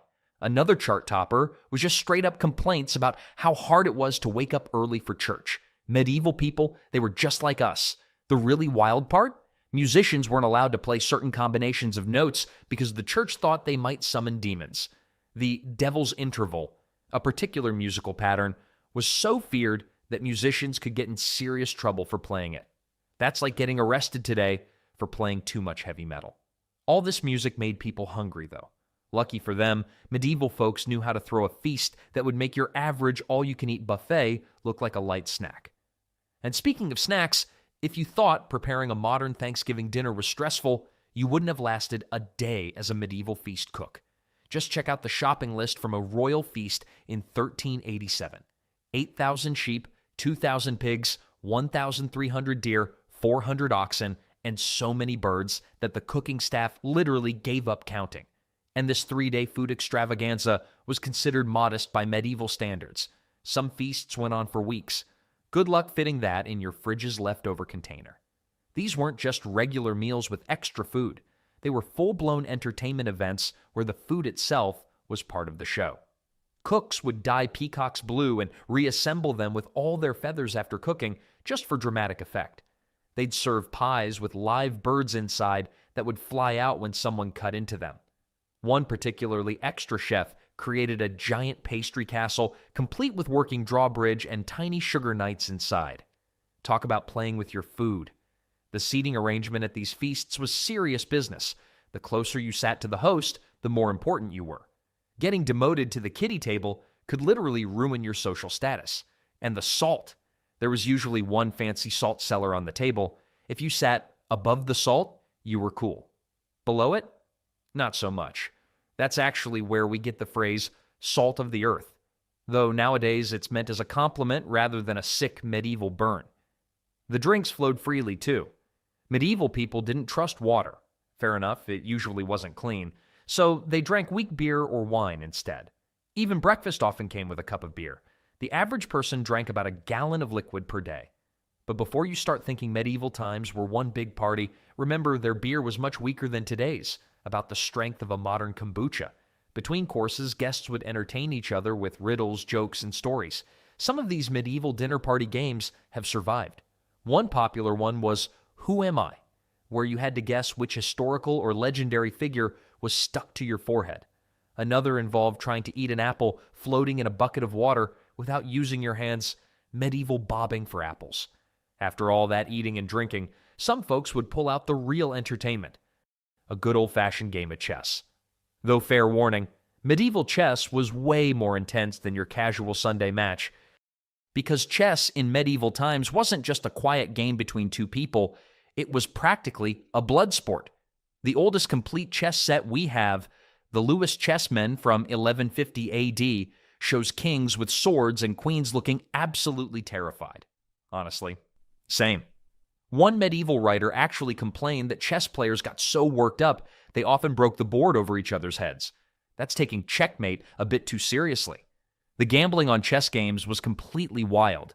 People would bet entire estates on a single match. One unfortunate knight in 1251 lost his whole castle and landed over a game of chess. Try explaining that to your wife and kids. The church even tried to ban chess multiple times because the gambling got so out of hand, but people just kept playing in secret. Apparently, nothing could stop a determined medieval chess enthusiast. Board games weren't just for the rich, though. Regular folks had their own versions of entertainment. A super popular game called Nine Men's Morris was so addictive that archaeologists have found the board carved into church pews, castle walls, and even Roman ruins. People would scratch out the board anywhere they could find a flat surface. Medieval graffiti at its finest. The game was so common that construction workers still occasionally find these boards carved into old buildings. Dice games were huge too, even though they were technically illegal in most places. Medieval police records are full of complaints about dice players getting into fights over loaded dice. One creative cheat would hollow out their dice and fill them with mercury, then heat them up before the game so the mercury would shift and control how they rolled. That's some medieval level science right there. The really fascinating part? Many of these games were actually used to teach military strategy. Fox and Geese taught players about surrounding and capturing enemies. Tables, an early version of backgammon, was used to explain how to protect supply lines. Even simple card games helped people learn about resource management and bluffing, skills that came in handy during wartime negotiations. But when people needed to blow off some real steam, they'd push all the tables aside, clear some space, and start up the ultimate medieval party activity: dancing. And trust me, these weren't your middle school slow dances, because getting down in medieval times meant serious business. The most popular dance, called the carol, involved everyone holding hands in a circle while singing and spinning faster and faster. Records show that during one particularly energetic festival in 1237, so many people joined the dance that their combined weight actually caused a church floor to collapse. Talk about bringing the house down. The church actually tried to ban dancing multiple times because people kept getting too wild. One report describes dancers spinning so fast they started hallucinating, though that might have had more to do with the medieval beer than the dancing. In 1375, during the famous dancing plague in Germany, people danced non-stop for days until they literally dropped from exhaustion. Medieval party people didn't mess around. Not all dances were chaotic, though. The nobles had their fancy court dances with strict rules about who could dance with whom. One wrong move in a court dance could start a political scandal. Young knights and ladies used these dances for flirting, medieval dating apps, if you will. There were actual handbooks about the proper way to step on someone's foot during a dance to show you were interested in them. Smooth moves, medieval style. Some dances were basically medieval workout routines. The sword dance involved jumping between and over actual swords laid on the ground. Great for agility training, terrible for your health insurance rates. Another dance, called the estampi, required you to stamp your feet in complicated patterns while spinning. It was like dance, revolution without the arrows, and probably just as exhausting. But if you really wanted to see the ultimate medieval party, you had to wait for festival season. When those festival bells started ringing, everyone knew it was time for the biggest, craziest celebrations of the year. Festival season hit medieval towns like a combination of Christmas, New Year's, and a rock concert all at once. The biggest festival of the year, called the Feast of Fools, turned the whole world upside down.